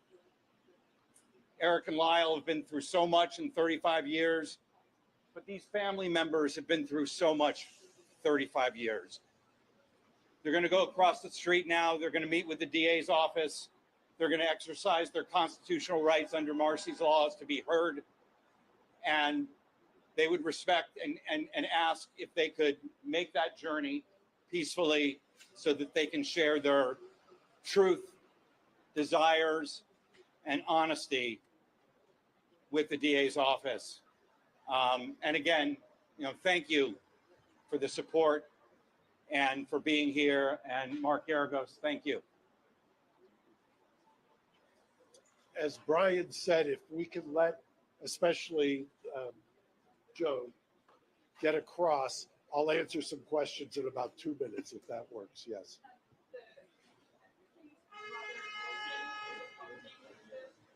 Yeah, I'll speak to that in just 1 minute. If you wait just 2 minutes, we have stuff to talk about there. Unless you want to say something about that.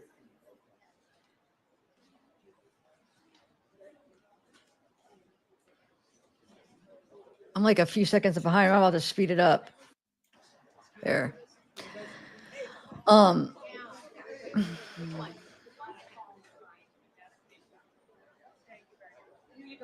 Dang, I'm tempted to put it on the other one that sounds better. Are you guys sure? Law, the California Constitution requires that victims get a say. So what we did is the DA's office, when they heard that we were doing the press conference, extended the invitation for the family to come over and hear about Marcy's Law, to hear about exactly what their feelings are. I will tell you, and I said it before, that the DA's office from 18 months ago has taken this very seriously. And I say that because there are times, whether it's high profile, low profile, that I don't get the feeling that we're being heard. I get the feeling here that we have been being heard. I get the feeling that there is genuine, I think the DA has mentioned in his remarks that there is a division in the office. I understand that. I mean, I get that. But I don't think that there should be any division when you've got a united front of this many family members. And I know somebody had asked me about one of the family members. I would just say, I don't want to cast aspersions on anyone. All I will say is, think about your own family. Do you think you could get almost unanimous support out of your own family and extended relatives for anything you do? So I'll leave it at that.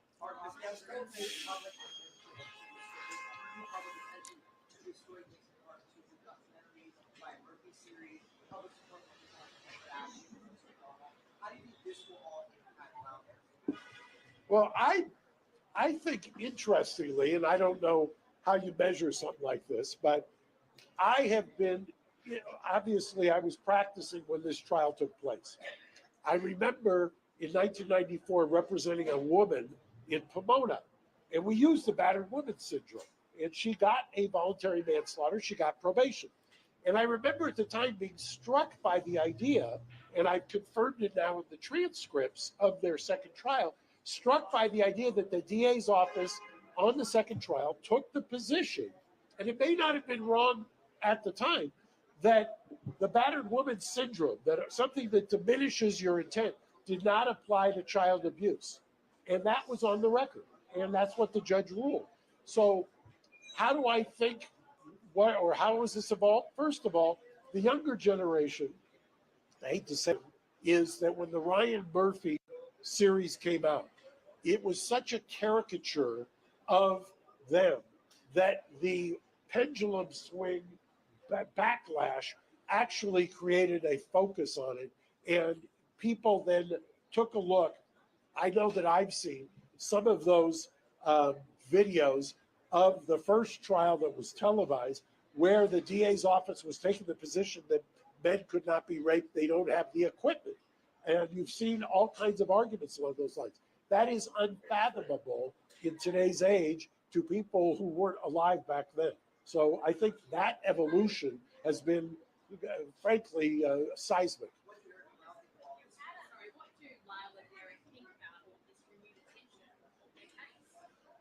I think one of the reasons that we mentioned early on and that the family has said it, they had absolutely no hope after 2005. So after 2005, they didn't believe, they thought they were going to spend the rest of their life in prison.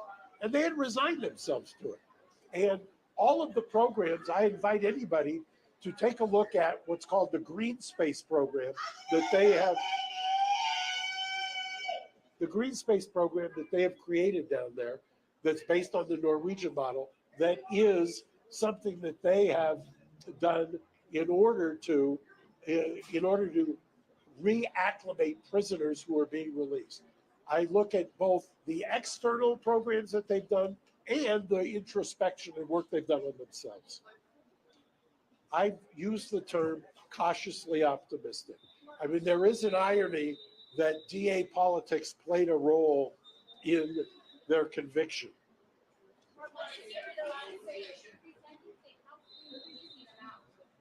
Well, look, I've said it before, and Joan, who you saw, her birthday is November, I want to say the 26th, she turns 93. Nothing she'd like more than to have them home for Thanksgiving.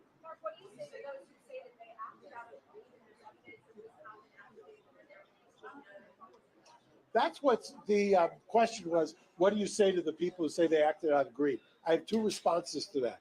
Number one, that's why the letter that predates the killing from Eric to Andy is so important. Number one, it corroborates that it was happening before. Number two, people forget this, probably before you were born. They went to the grand jury. The DA's office went to the grand jury on the financial motive theory. The grand jury, which will indict anybody on anything, the grand jury rejected that theory. So that is another one of the urban legends. Thank you. Thank you. Mark, has the DA made any overtures to meet with Lyle and Eric, and have you encouraged him to do so? Well, I don't think that the protocol in the DA's office is anything but what we're doing today. The protocol today is that you meet with the resentencing unit, you get informed of Marcy's law, and you go from there.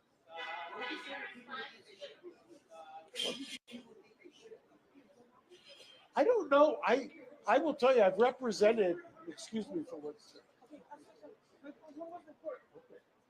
So I don't know that they're, other than one-offs, and there's always going to be one-offs. I mean, it's the criminal justice system. It was a polarizing case.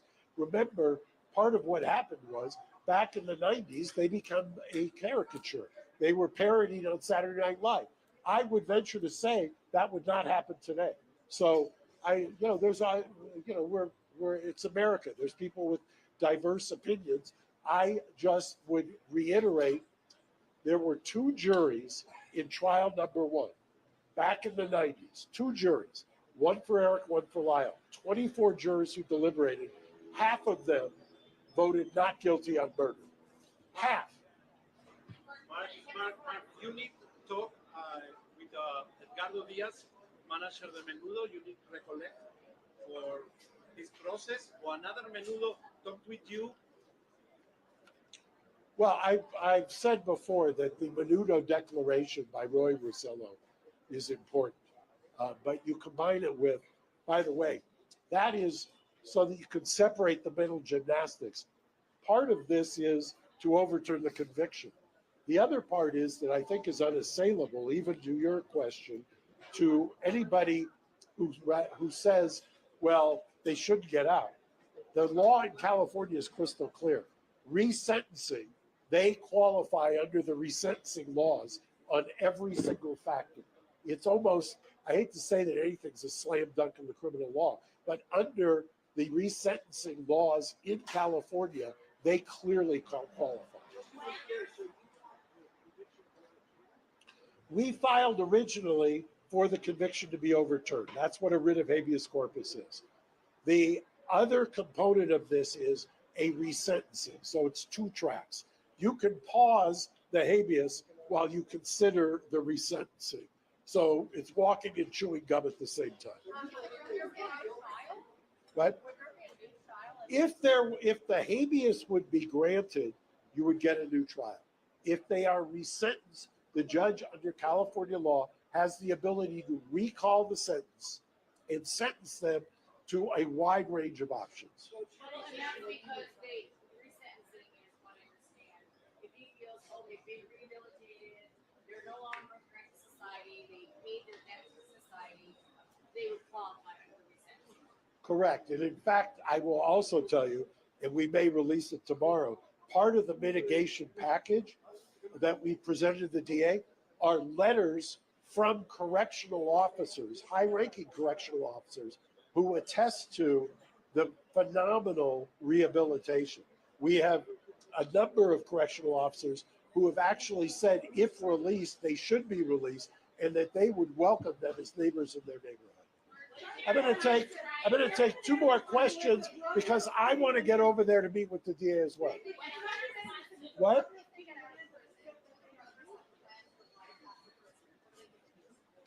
I won't speak to whether they have a plan. I just think that in order to get through each day, that you've got to just ground yourself. It's a long road from life without for almost 17 years to being hopeful. So that's, I kind of learned. One last question.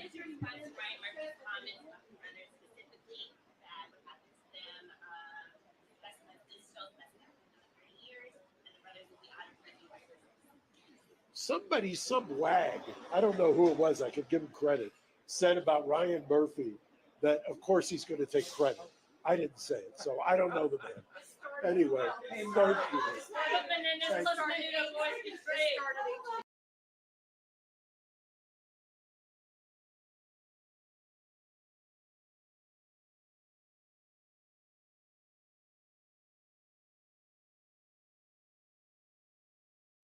And that was the press conference. Wasn't that good? It was like very touching. I thought it was great. I was watching it earlier. Well, I was listening because I was in the middle of doing something. I was like, oh my God, that is so cute. These old ladies are so cute. But after watching the press conference, there's no way they're going to keep them in jail. So I absolutely believe they're getting out. When they're getting out, I don't know. All this happened in election year, coincidence? No. And I said that from the very first day that this all came out. I said, look, this is all going to be political. If the state of California and all the powers that be are leaning towards they should get out and he wants to get reelected, he's going to let him out. If the powers that be are leaning against them getting out, they're not getting out, despite what he said. I mean, all of this stuff is not new. The Menudo thing came out years ago, like probably 5 years ago. I don't even know if I was on YouTube when it came out. I don't remember, but it's been years. So I find it really odd that they're like, "Oh, it's brand new evidence." No, it's actually been out for years. Where have you guys been? Andy killed himself years ago. So I'm not sure still, even after family spoke up. How could you not be sure? Honestly, how could you not be sure? What is there not to be sure of? I know a lot of people think they lied, but in 35 years, their story has never changed. Even if they lied, let's go one step further. Even if they lied, most murderers get life. I'm sorry, get up for parole in 25 years in California. Most murderers don't spend the rest of their life in prison. Some do, but if you don't get the death penalty, then a lot of times you're up for parole. I don't know. I don't think that they deserve life in prison. I never did. Especially when you can't find anyone to say anything good about Jose. And, let's go one step further. There's a lot that make me believe that it really did happen. And one of the things was Kitty.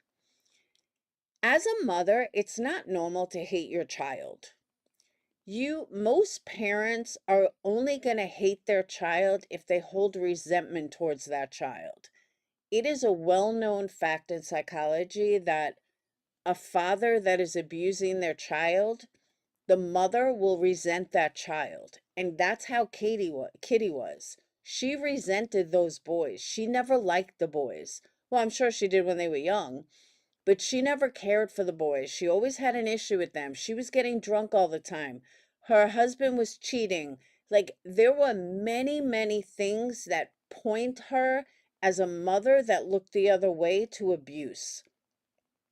And I don't know if people have really looked into it from that respect. But if you look at the family dynamic, it does show that they weren't lying. And again, I go back to things were different in 1989. Things changed. And you weren't going to come out and say something in 1989. But there were people that knew. His family, some people in his family knew. His shrink knew. There were people that knew. I don't think they just came up with this theory out of nowhere. So yeah, Liam Payne died. Allegedly, he was high, drugs, and flew himself out a window or something. Something like that. I didn't read the whole story, but something to that effect.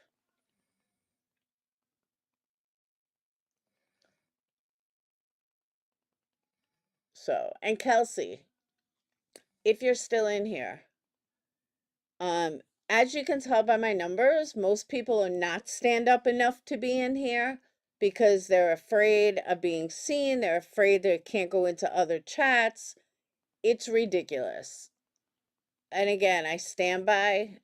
So many people have done worse and have no issues with anybody. So whatever. It's only because it's me. Whatever. We will get through. But yeah, most people are not stand up. The ones you see in my chat, those are the ones that are stand up and don't give a fuck. But most are like too afraid to come in here. They loved me before, but now all of a sudden they can't come in my chat. Get the fuck out of here.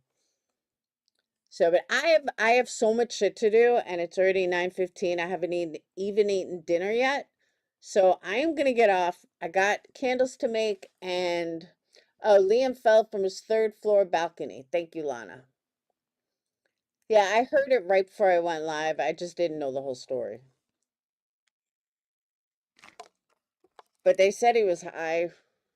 Did he fall? Did he get pushed? Who knows? And if you don't know who Liam is, he is from the band One Direction. He was a boy band.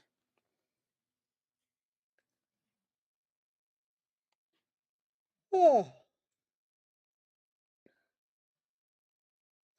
Ooh, Rotten Mango came out with a new live. Good, I got something to listen to.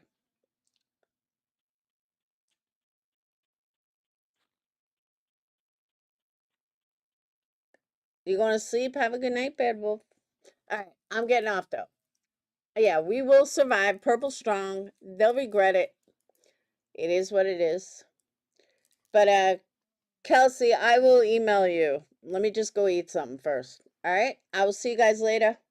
I got a video for the other channel. I'm trying to condense it so it's shorter than 25 minutes because I'm trying to keep them under like 15. So I'm trying to like cut parts out of it. But we're working on it. I'm going to do more uploads because lives aren't going so well. So, all right. I will see you guys tomorrow. Have a wonderful night. Peace. And thank you for the memberships. And I will see you guys tomorrow.